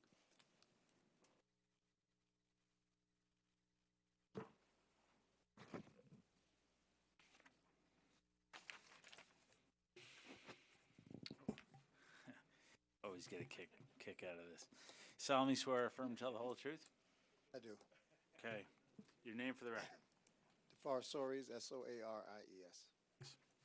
You can have a seat. Okay. Reverend Soares, you're the owner of the subject property? I am. Okay, and it is owned under the name of Corporate Community Connections, INC, is that correct? Correct. Okay. This property was acquired by you at the same time that you acquired, I believe, the corner property, the old Franklin State Bank building? Or is it? Subsequent to that. Subsequent to that. What was on the property?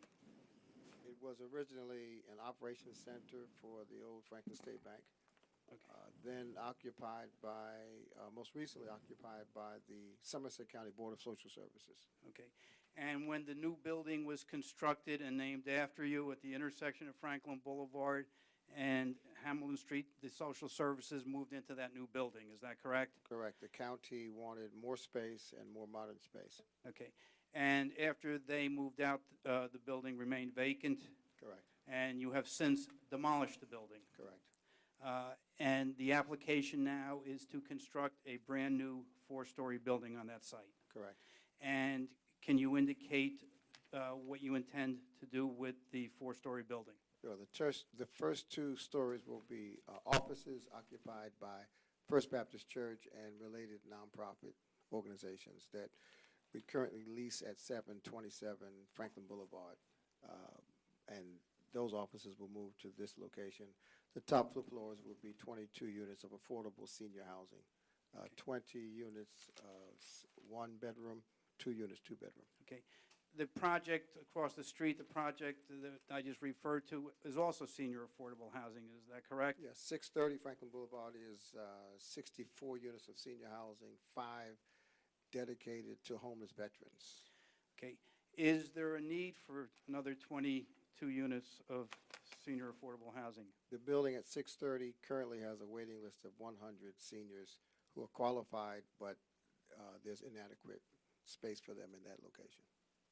Now, the Hamilton Street Business District permits commercial and/or office use on Hamilton Street. It does not permit commercial or office use on side streets, and actually Franklin Boulevard, although it's a county road, is considered an off-street in their ordinance.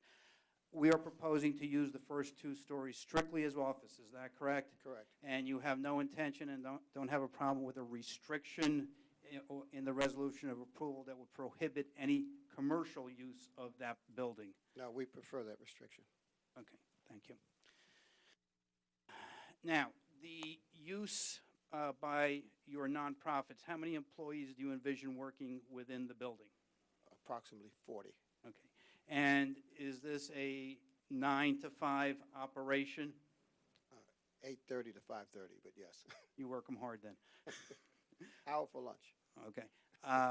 And the building will not, the offices will not be used in the evenings, nor will they be used on weekends, is that correct? Correct. The evening and weekend activities that we generate occur at the church on Summit, on Route 27. Okay.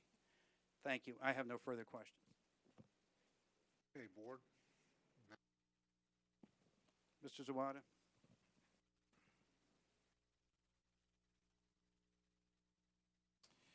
Good evening. Solemnly swear or affirm to tell the whole truth, nothing but the truth. Spell your last name for me. Z-A-W-A-D-A. Mr. Zawada, what is your occupation? I'm a registered architect in the state of New Jersey. And how long you've been so licensed? 9 years. Okay, we'll go on. Okay.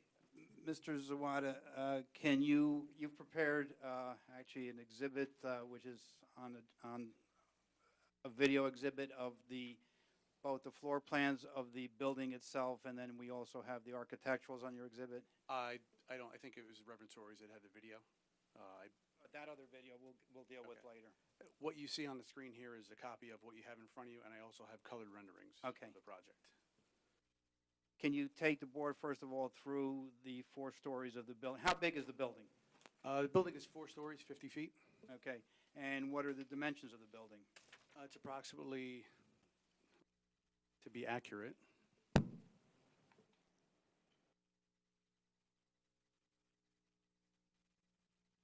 it's approximately 70 by 170. Okay, and can you give the board the orientation of the building? As I indicated, it is at the intersection of Franklin Boulevard and Martin Street, I'm sorry. The north would be to this corner, south to this corner. You can see the little south symbol, or north arrow right there, rather. So west, east, south, north. Okay. And the building that I referenced that is the senior affordable with social services would be to the bottom of the screen that we're looking at today? That's correct. Okay. Can you indicate how the building functions for the office use for Reverend Soares? And right now, obviously, the space is not divided. It's just general open space, but lay it out for the board. Correct.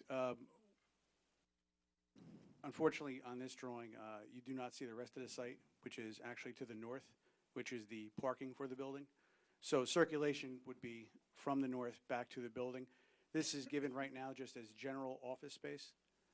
Again, there's no toilets shown. They would be sized per office use. So we have some grade we need to get up.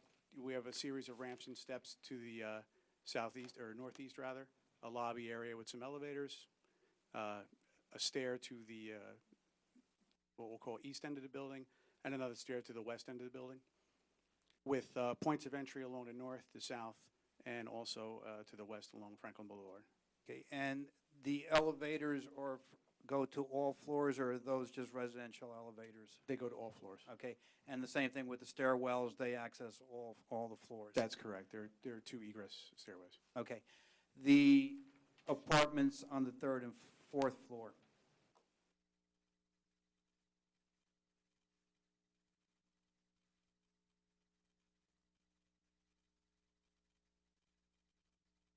So basically, the building is divided in half down this axis, this corridor that you see.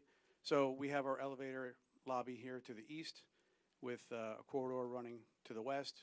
Here's your other egress stair at this end. As Reverend Sori's mentioned, there's 20 one-bedroom apartments, two two-bedroom apartments. The two-bedroom apartments actually exist on the west end of the building with the one bedroom making up the rest. Okay, and the approximate square footages of the apartments? You have the two-bedroom apartments are somewhere around 1,100 square feet, with the one-bedroom apartments just over 700 square feet. Take the board through the exterior of the building.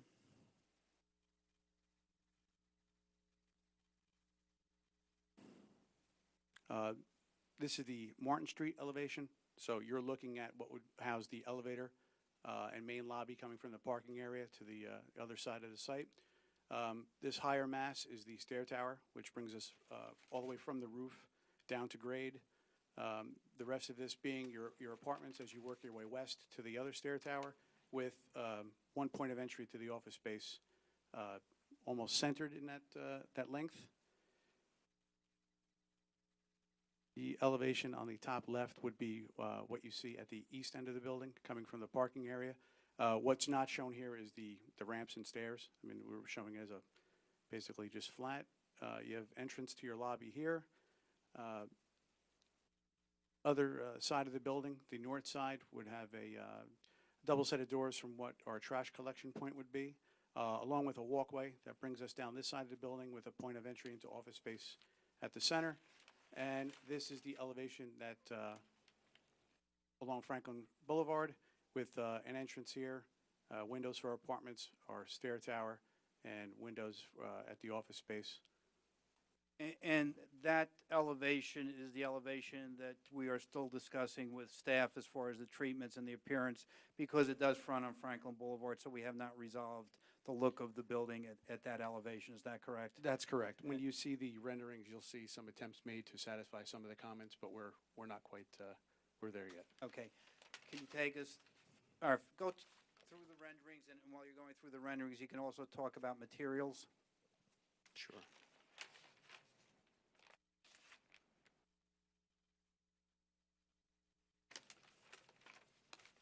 So here we have Martin Street, Franklin Boulevard. So this is actually from the south looking north.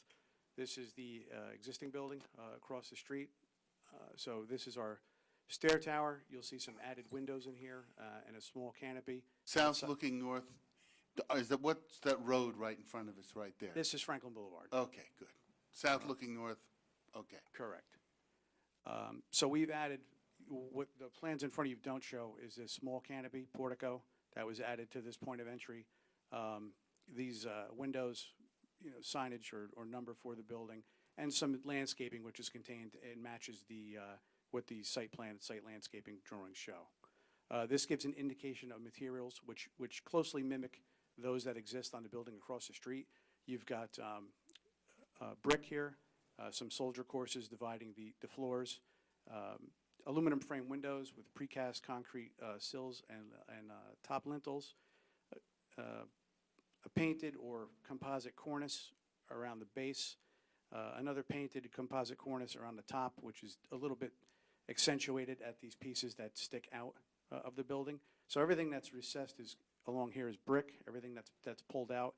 You'll see in this elevation, if you can read it, it's more horizontal, sort of like a hardy plank or a siding. As we switch around to the other side of the building,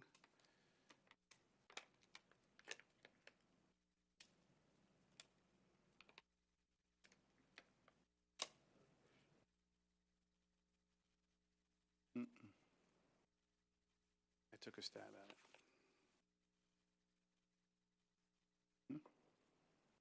So again, we're along Franklin Boulevard. This is the existing structure next door, the existing building across the street. So you see larger proportion panels along here as opposed to the horizontal siding. And again, that's just to show what we can do. Same thing with colors. Right now, this is shown as an off-white.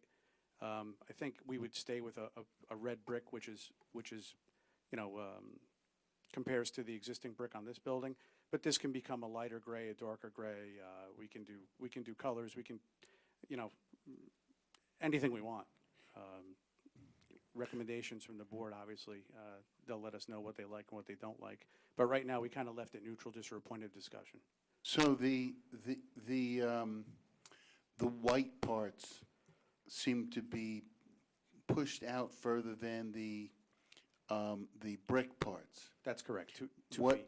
What's the distance there on the difference? Is it a foot? 24 inches. 2 feet then? Correct. All right.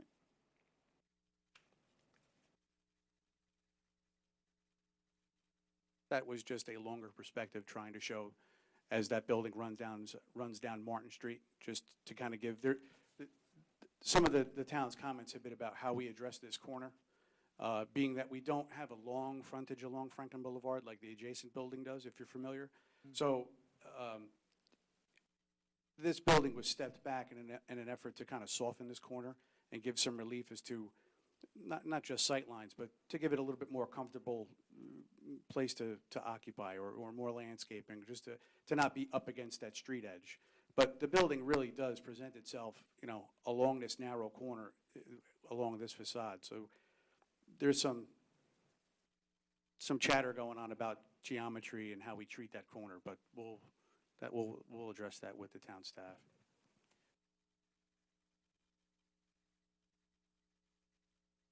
One other question, how are utilities handled in this building? All utilities run from Martin Street.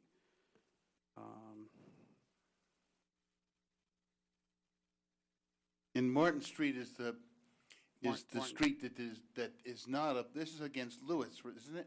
No, Lewis is on the other side. Okay.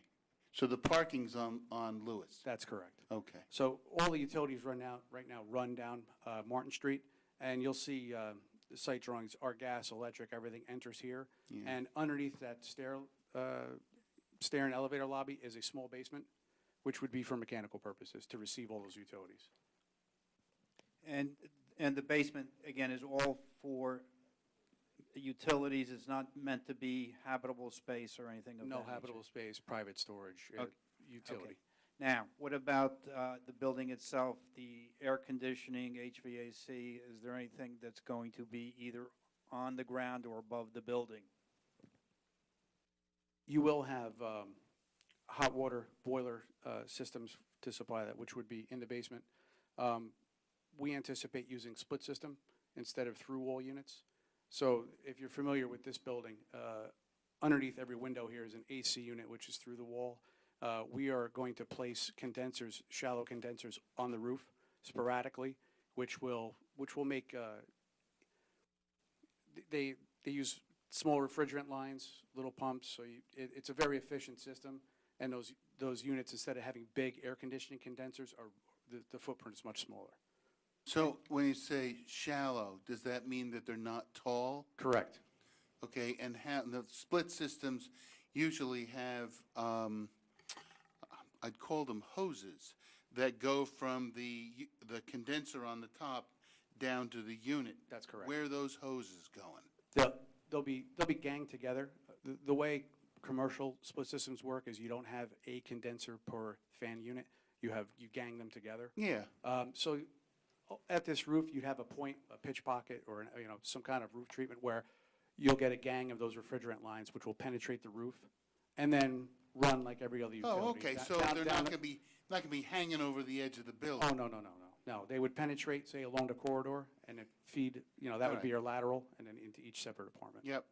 And that was going to be my next question. None of the utilities that are up on the roof would be visible by a passing motorist or a pedestrian walking down the street. Is that correct? They'll all be screened. That's correct.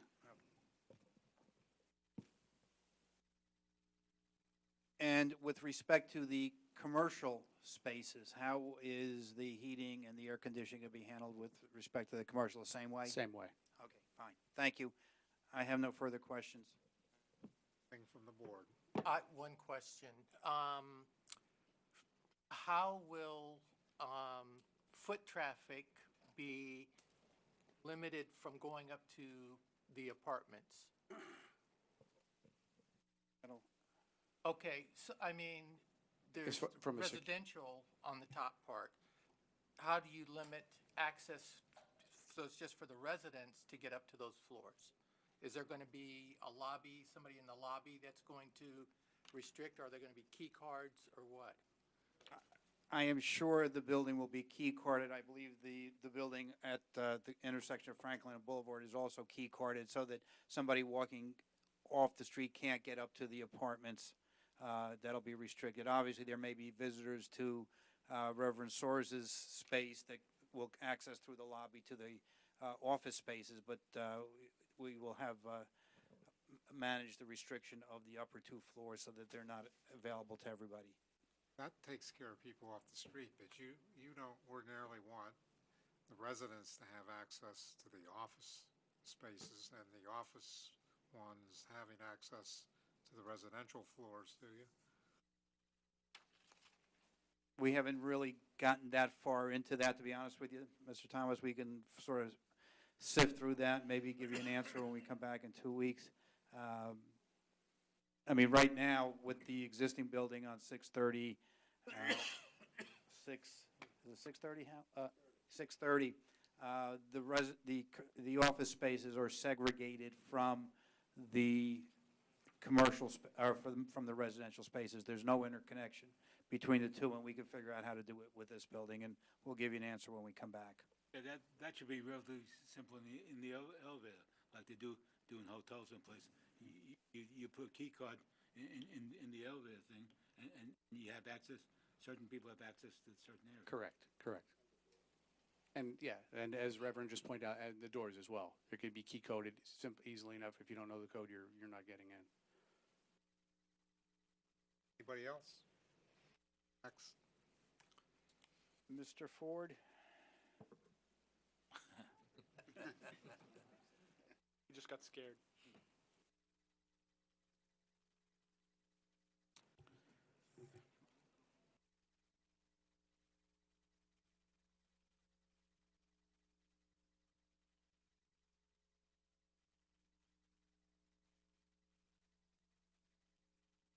We can always do it next time. Let's do it electronically.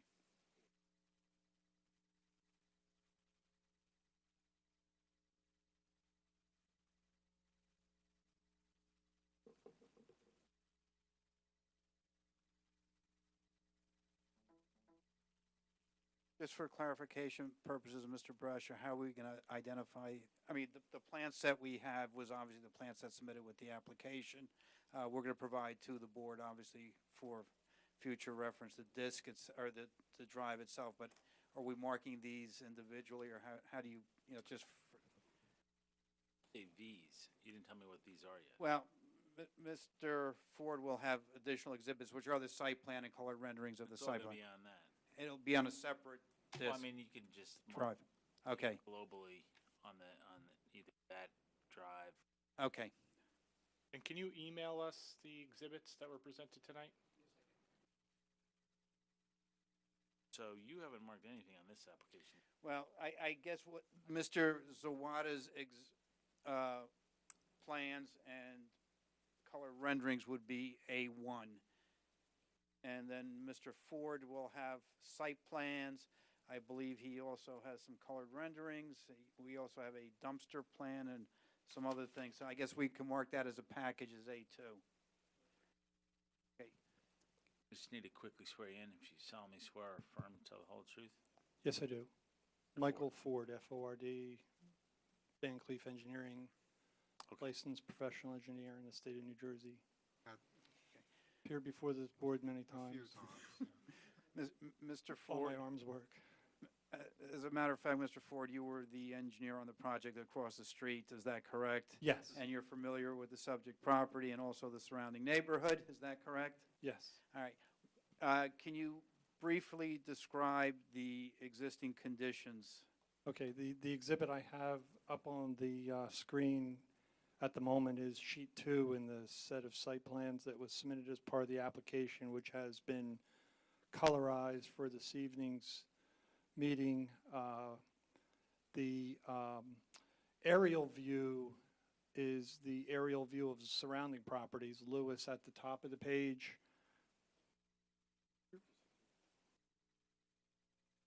The sun. Okay, Lewis is at the top of the page, Martin at the bottom. The Genesis project that everybody is referring to at the intersection of Hamilton and Franklin is at the bottom of the page, that parking lot and the western portion of that building. And then Franklin Boulevard is along the left-hand edge of the plan.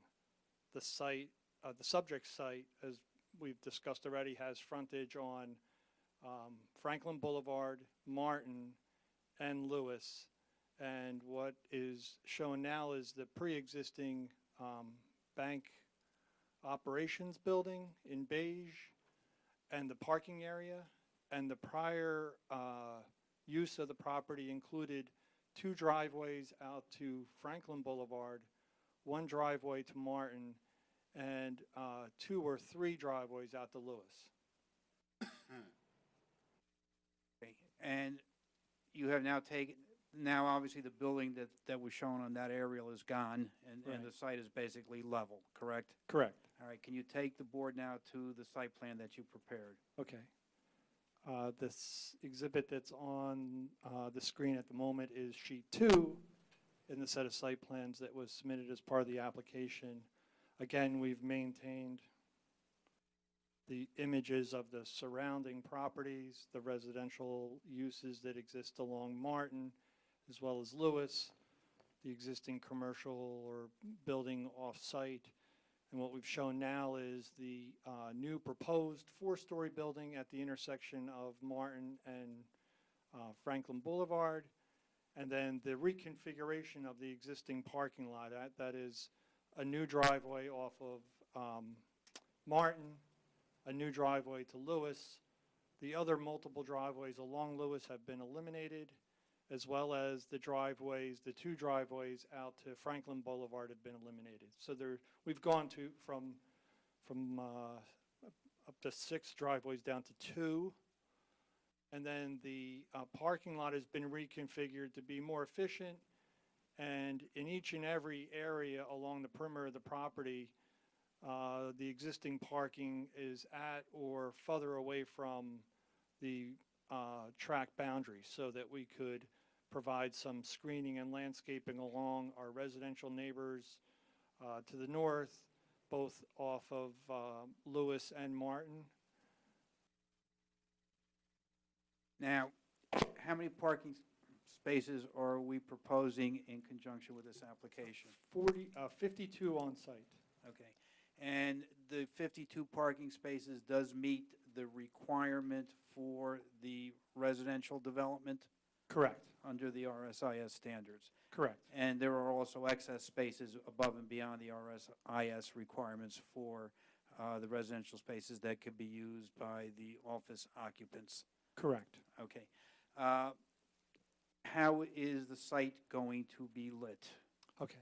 We are proposing new lighting within the parking area, which is the LED shielded on the house side, energy efficient, the traditional, more advanced lighting that's available today.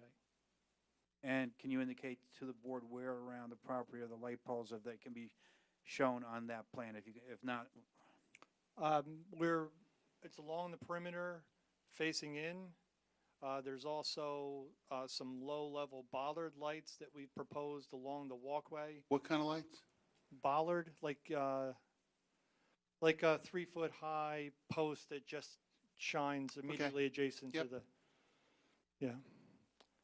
And there's building-mounted lighting at the entrances.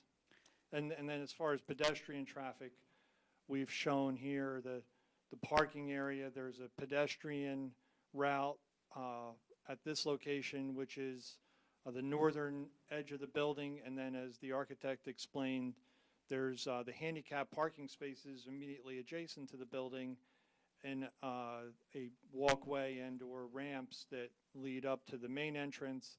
And then that pedestrian pathway I mentioned just moments ago not only takes you down along the western side of the building to the other entrance, the trash, I'll say storage area within the building entrance, but also all the way down to Franklin Boulevard And then there's also 2 entrances off of Franklin Boulevard, a main entrance here, and then a smaller, I'll say, pathway to the stair tower at this location.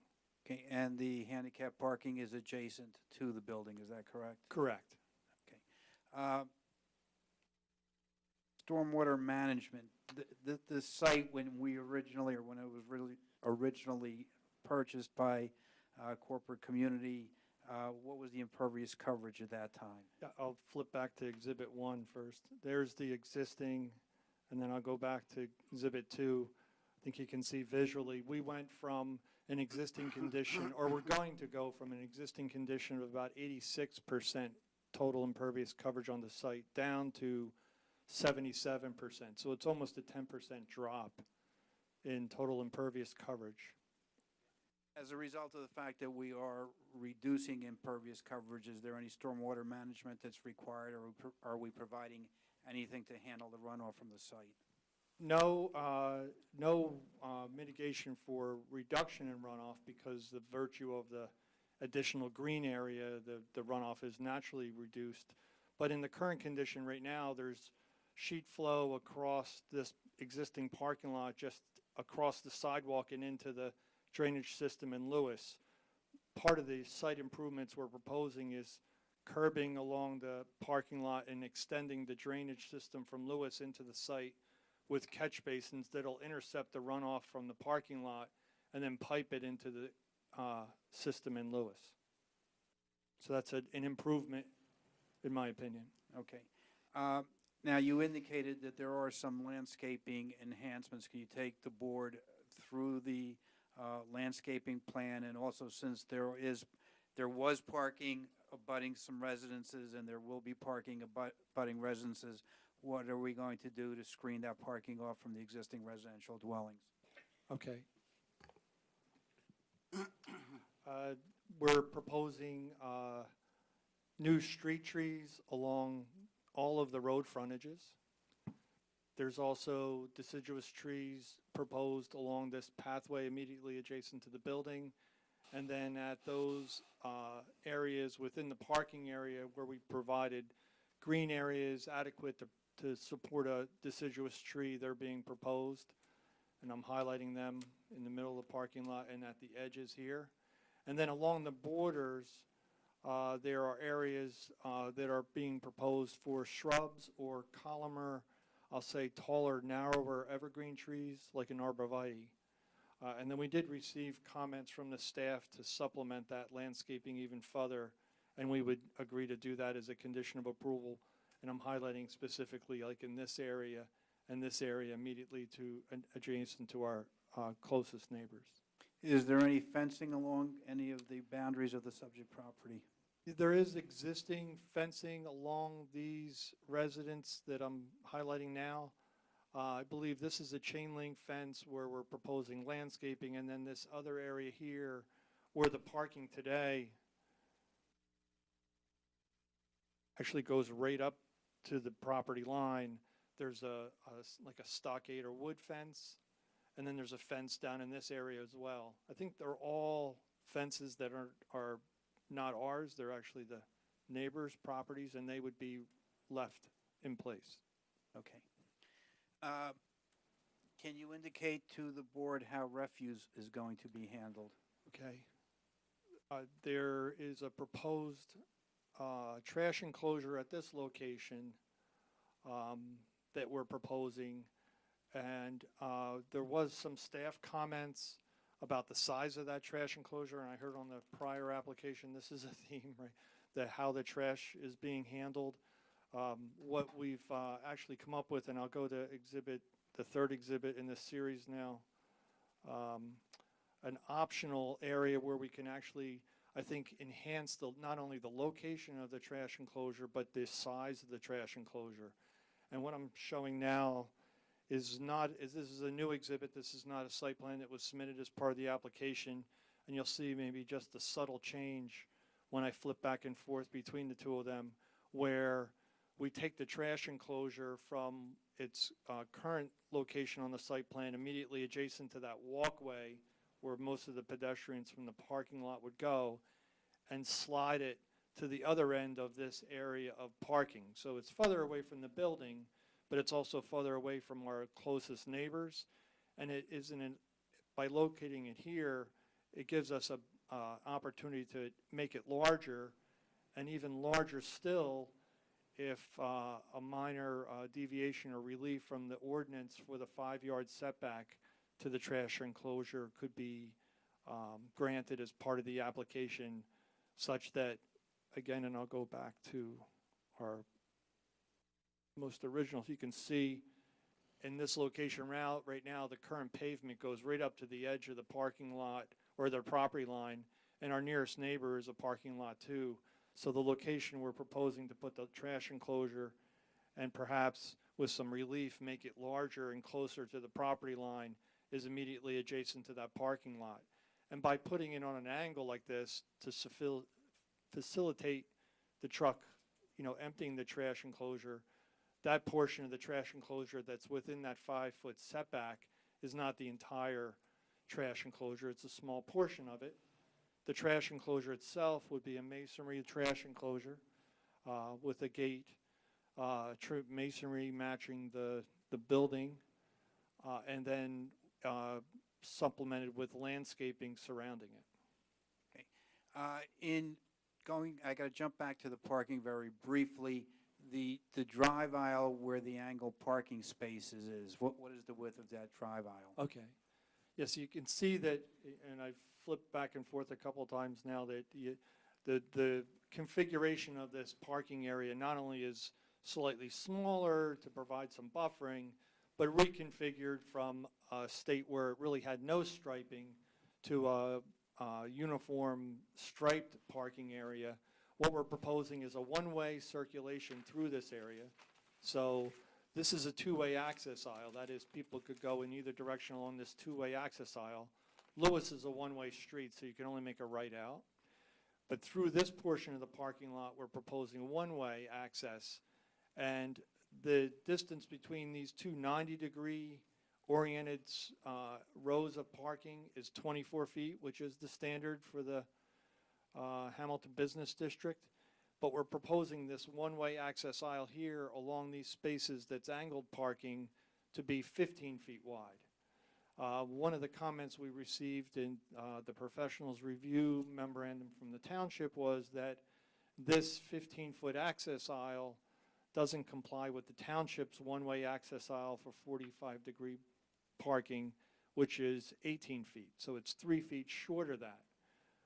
But when you compare that township standard, which is applicable in this case because we have mixed-use residential and commercial, but if you compare that access aisle width to the residential site improvement standards access aisle width requirement, which is 13 feet, which we would comply with, we're going to request that the board grant a technical variance for that 3-foot deviation from the township standard. That is, we're providing 15 where 18 is required.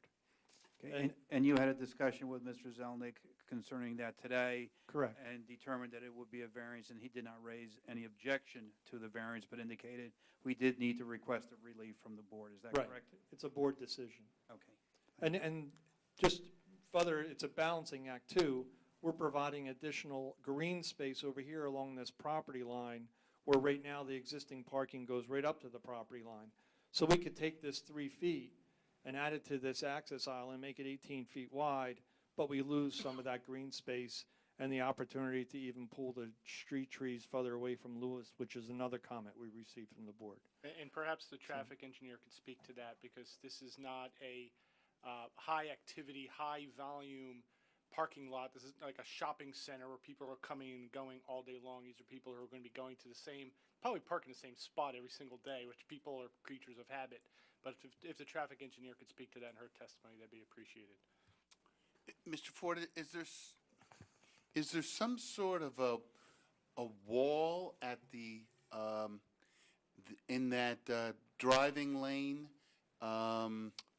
as you back out of those? Right here. Yeah, right there. Right here. Yeah, actually, that was another comment from the township engineer. There is no wall. What he suggested we add there is curb. A curb? Right. I would be concerned about the people backing up out of the curved spot in hitting the cars in the, Another option would be to provide concrete wheel stops here. So unlike a curb, which would be a continuous curb and maybe be a tripping hazard for people walking through, would be concrete wheel stops that would keep these people from pulling through into this access aisle, yeah. but be, more targeted for just the purpose of keeping people from pulling through. Yeah. So that would be, if the wheel stops are preferable, we would provide that. Okay. And then the other question I have is, how does the footprint of the old building compare to the footprint of the new building? Is it a lot bigger? I know it's somewhat bigger. Yeah, it is bigger. I don't know the exact answer to that question. Perhaps the architect does. I don't know if there's been a comparison, but I can flip back and forth visually. You can see, I wouldn't say, my estimate would be not that it's twice as big, but it is bigger. Yeah, okay. Mr. Ford, you have had an opportunity to review the staff reports that were generated in conjunction with this application? Yes. Okay, and with respect to the comments contained in Mr. Zilnick's report, we can comply with all of the comments contained therein except as discussed or modified this evening? Yes. Okay, and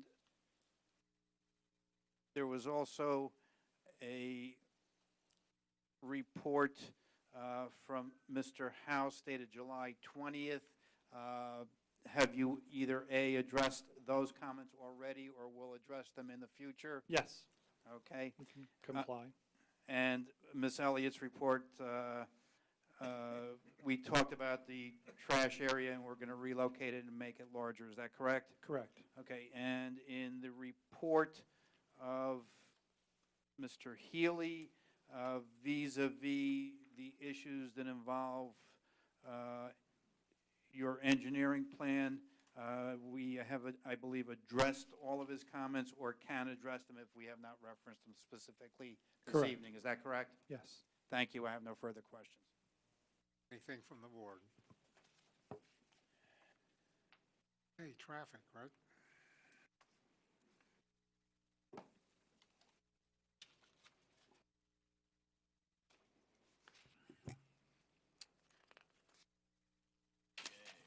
Solemnly swear or affirm to tell the whole truth?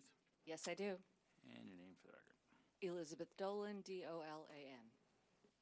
Ms. Dolan, you are a licensed professional engineer in the state of New Jersey specializing in traffic. We can move Yes. Thank you. Is this your first appearance before this board? First tonight, yeah. Ms. Dolan, you prepared a traffic report dated January 4th, 2017, 2017. which Yes. was submitted as part of our application package. Is that correct? That's correct. Okay. And you're familiar with the subject property, the existing, or actually the previous existing conditions, and what we are proposing this evening? Yes. Okay. Can you take the board through your analysis of the traffic that will be generated as a result of this application? Yes, the report was prepared actually based on a prior plan with 14 apartments, whereas 22 are currently proposed, and I think that was in Mr. Healy's review letter. The estimates don't really change because I had used generic apartment rates for those 14 units, and you heard testimony tonight that we're actually looking to have senior housing. So when you use the senior rates, the numbers come down a little bit, so it's a wash. We're looking at the office space being the primary traffic generator. It's a 23,000 square feet, so that's the more sizable component, and the higher trip generator. We're looking at about 43 trips during the busiest peak hours.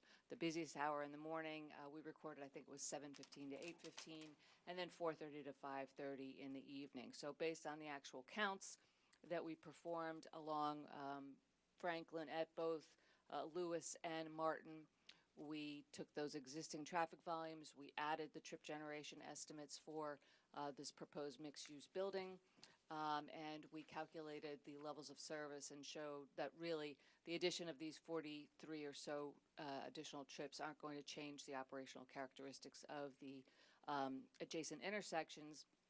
And probably the better and more important part of the traffic improvement with this redevelopment is what Mr. Ford just talked about, is we're taking driveways that were on the busier roadway, those are gone. We're taking advantage of the very low traffic volumes on both of these side streets, Martin and Lewis, to allow our traffic to enter and exit. The site's been designed with appropriate circulation. Access has been improved by limiting the number of conflict points or driveways. And as we were just talking about with regard to that one-way aisle, I would say that the type of parking here is classified as low turnover. The employees come in the morning, maybe they go out for lunch, come back. So it's really, they're coming, staying. The same is the reverse with the residents. If they are still working or going out during the day, maybe 1 or 2 trips during the day. So it's low turnover. And the Institute of Transportation Engineers would actually recommend a 13-foot aisle for low turnover, 15 feet for medium turnover, and then 17 feet for higher turnover. So if you had a busy retail setting with an angular parking configuration, that's where you'd want that 17. So 13 is actually appropriate based on ITE for this low turnover, and we are proposing 15. In terms of the parking, I know there's a lot of different discussions about the requirement and the deficit. 52 are proposed. 109 is its total requirement for both the commercial and residential components, but there should be a consideration of shared parking because the office demand overnight there isn't any, and that's when the residential parking demand is a maximum. Again, using ITE data, I calculated that 82 would be required at the busiest point of the day under a shared parking scenario. And how many are we proposing? 52 on site. 52. Yeah. And how many apartments are there? 22. Okay, and under the ordinance of the Hamilton Street Business District, we are required to provide the number of parking spaces necessary for the residential apartments. Is that correct? That's correct. And we have done that. We have exceeded that, yes. And to the extent that there is a deficiency in parking for the commercial, the ordinance does provide, and it does not become a variance because you have to pay for those parking spaces to a fund so that the township can ultimately find additional parking or create a parking deck or do something in the future when it becomes necessary. So our requirement would be to make a contribution as per the ordinance. Is that correct? That is correct, yes. You are taking the traffic onto the low-volume streets. Yes. How's that going to impact Franklin? Well, it's an improvement because we're not going to have those 2 driveways that existed historically, because when vehicles would be entering or exiting those driveways, that would impede traffic on Franklin. So they'll turn at the intersections. There will be 2 fewer conflict points along Franklin. So it's, even though the site hasn't been generating traffic for a couple of years, it's still a better access configuration. We're not going to be generating probably volumes any higher than had historically been generated by that office use, but now we're keeping the number of driveways, intersections along Franklin to a minimum and using those streets instead of having driveways on Franklin. So it's definitely a better design than has historically been there. What is the level of service on the corner of Franklin and? We count at Franklin and Lewis and Franklin and Martin, C's coming out of the side streets.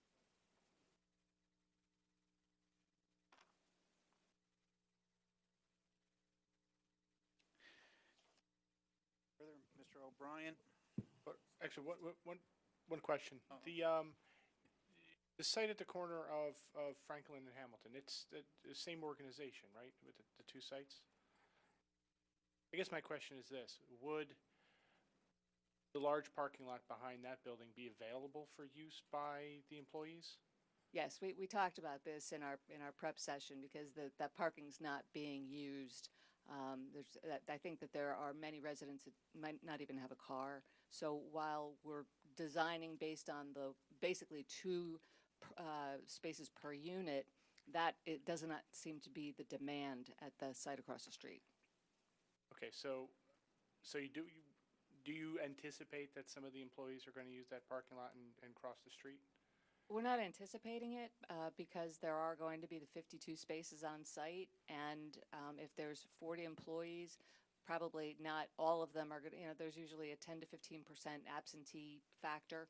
So you probably have close to enough for the employees plus the residents at one per unit type of thing.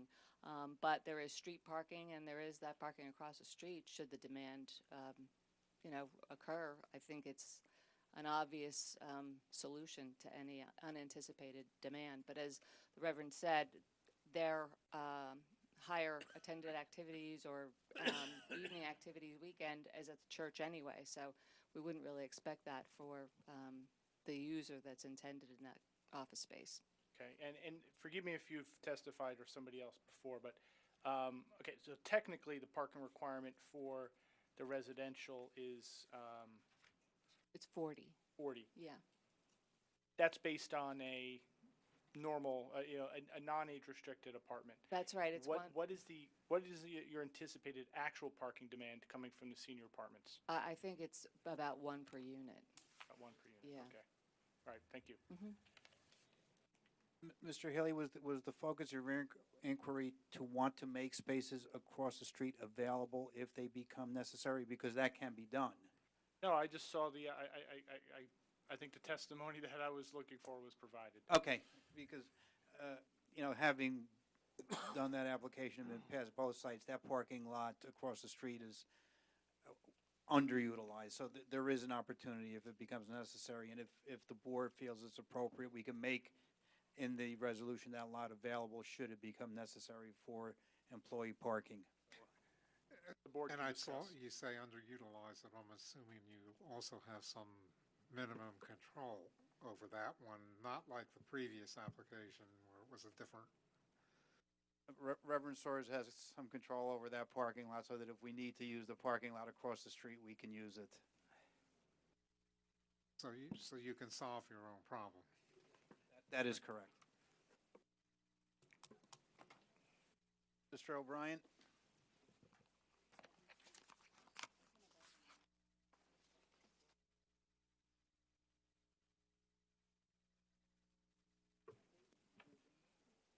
Solemnly swear or affirm to tell the whole truth, nothing but the truth. I do. Name for the Kevin, record. Kevin O'Brien, O'Brien.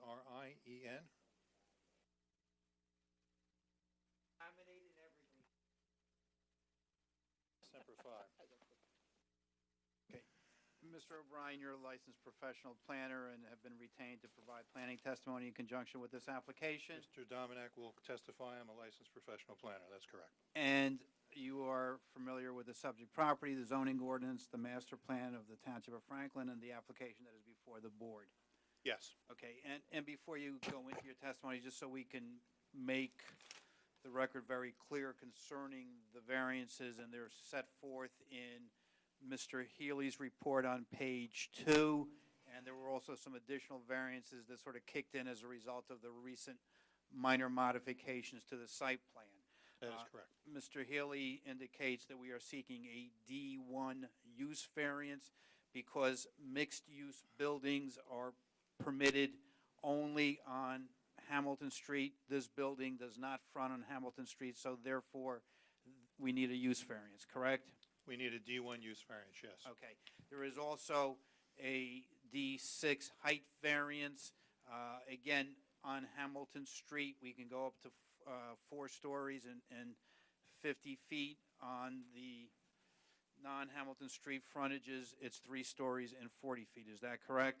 That is correct. So this would be a D6 use variance for height that exceeds 10 feet or 10%. Okay. And we also have a frontage variance. This lot in question has 3 frontages, correct? Yes. And the frontage requirement is 200 feet, and we do meet the requirement on Martin and on Lewis, but the frontage along Franklin Boulevard, which is an existing condition, is 100 feet. Is that Correct. So that is another variance. Right. Okay, the parking in the required setback, which was an existing condition with the prior use, is a variance, and we're seeking to continue that parking within the setback. Yes. Okay, But and, as you've noted, it's lesser than it was before. okay. We also have a screening variance. There are certain portions of the screening that are not 5 feet wide. We do have additional screening than prior, but that is also a variance that will be required.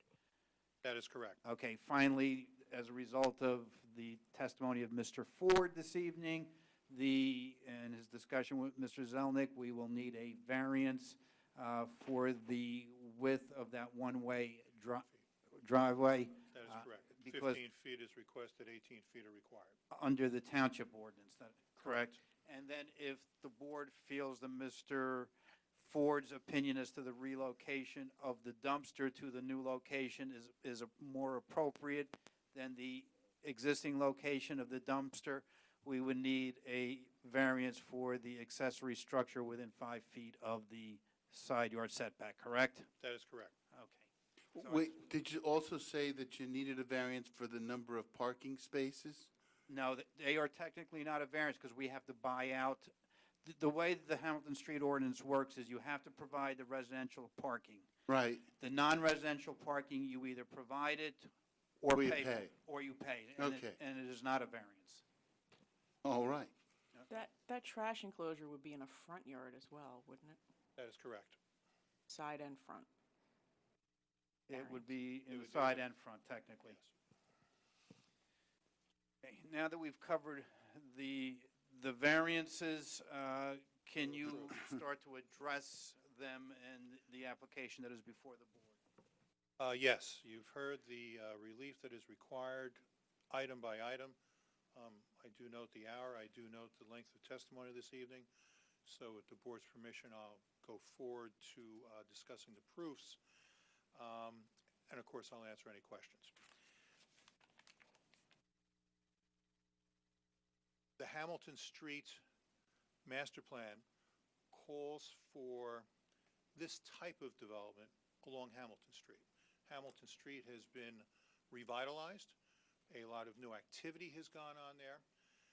And this project, even though it is a block away from Hamilton Street, if Martin wasn't there, this would, well, even though it's a block away from Hamilton Street, I believe that it evokes the spirit that is called for in the master plan by providing a mixed-use building. There is no retail proposed in this building, so it will not be in competition with the existing retail along Hamilton. Offices will be placed in the first and second floor. The offices will partially be those of the church, of course, which supports the affordable housing which is across the street, and the affordable housing that is proposed for this building. So I believe that this building will be supportive of that part of the master plan by providing activity, by providing people who will support those businesses that are along Hamilton, as well as providing traffic in terms of people walking, people driving, that will help to revitalize that district. The master plan does say, in terms of housing, has a goal of, quote, maintain the diversity of housing but encourage infill and stabilization. And the master plan also says, under community facilities, to provide adequate community services and facilities to serve the needs of all current and future residents of the township. And I believe this application does support those goals, as well as those of the Hamilton Street elements, which was referred to earlier in testimony, so I don't see the need to get into detail on that. But this supports those goals. The municipal land use law also supports this. The affordable housing element of the project in front of you is an inherently beneficial use. It is one that provides housing not only for low-income people, but also for seniors. So there's a double there, at least, that promotes the general welfare of all the citizens of this state. And I do add that the Reverend has pointed out that homeless veterans will be housed here as well, which, having served myself, I think is a very noble cause and something that is certainly needed. The land use law does call for encouraging municipal action to guide the appropriate use or development of all lands in the state to promote the public health, safety, morals, and general welfare. Item B, secures safety from fire, flood, other natural man-made disasters.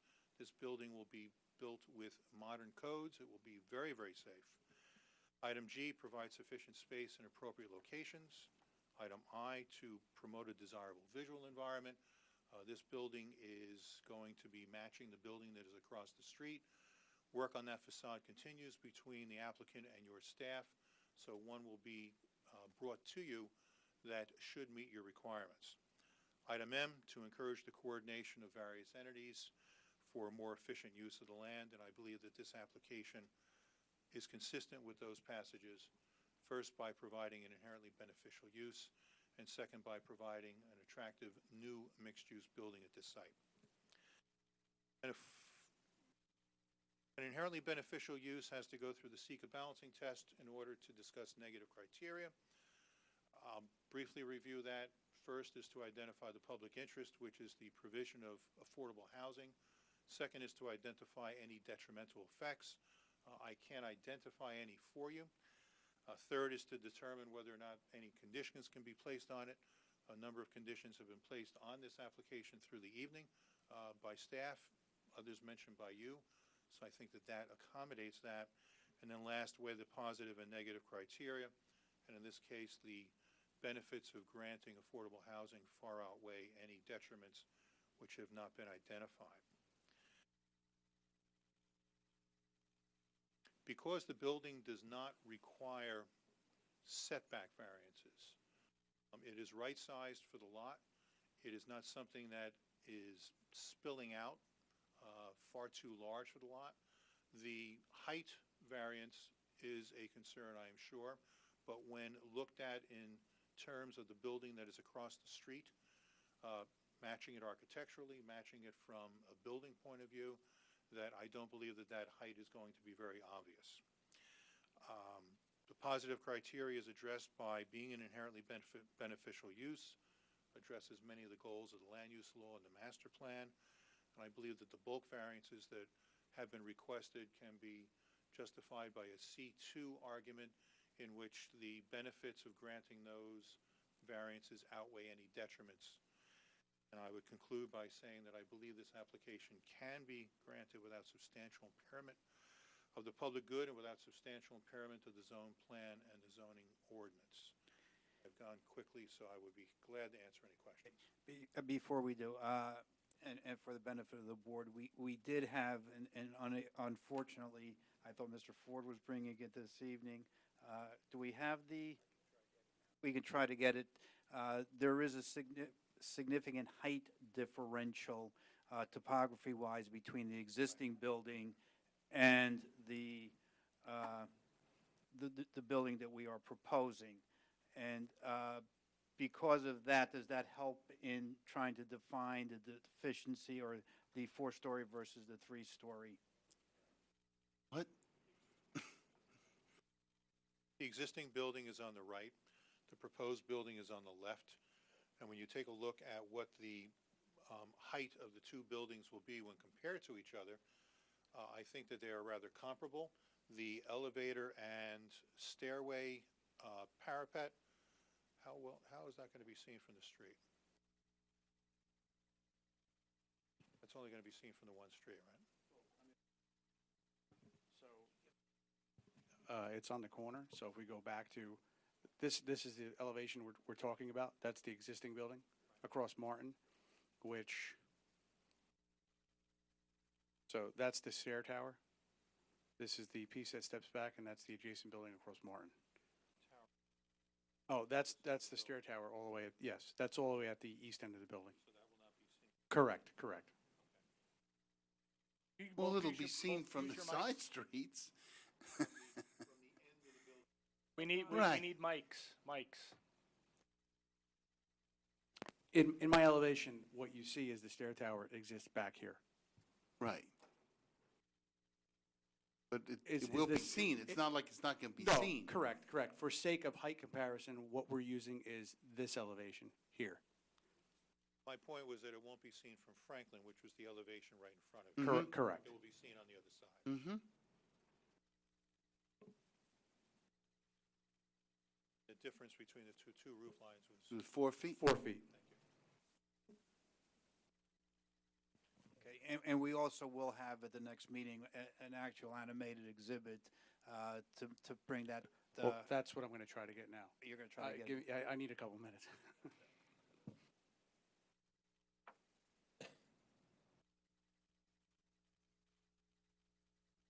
While he's trying to bring that up, if the board has any questions of Mr. O'Brien in order to move the night along. Any questions? Okay, we will do the same thing and open to the public. This is your opportunity to ask any questions concerning the application. You will get your chance to state an opinion 2 weeks from tonight, October 19th, when the testimony concludes.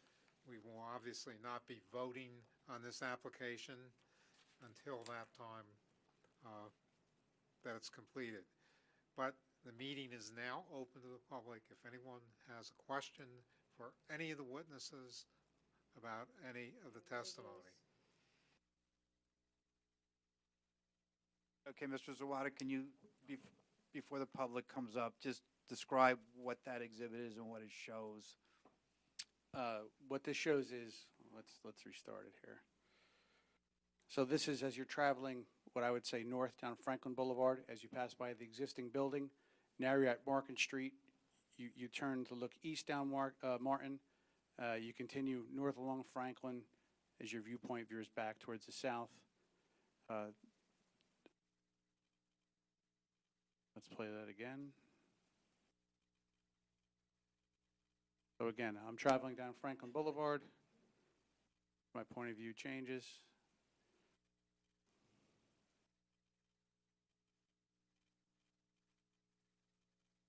And again, let's take it from a perspective of, probably a decent eye level. I know the top of it's cut off, but that perspective until even now seems appropriate.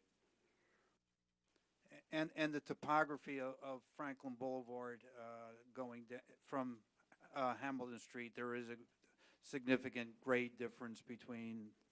Correct. It's gradual, but it's significant across the length of these two buildings.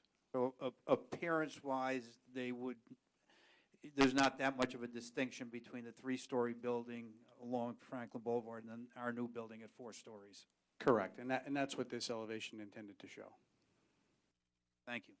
Okay, now we'll go back to the public if there are any questions you would like to ask. Okay, now we'll close the public. Anything you want from the board or anything the board wants to ask? And we will meet again October 19th.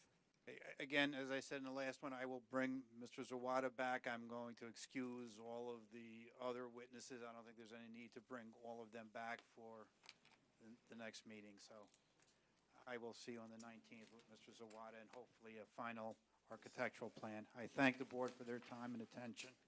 Okay, is there a motion to adjourn? Moved. Second.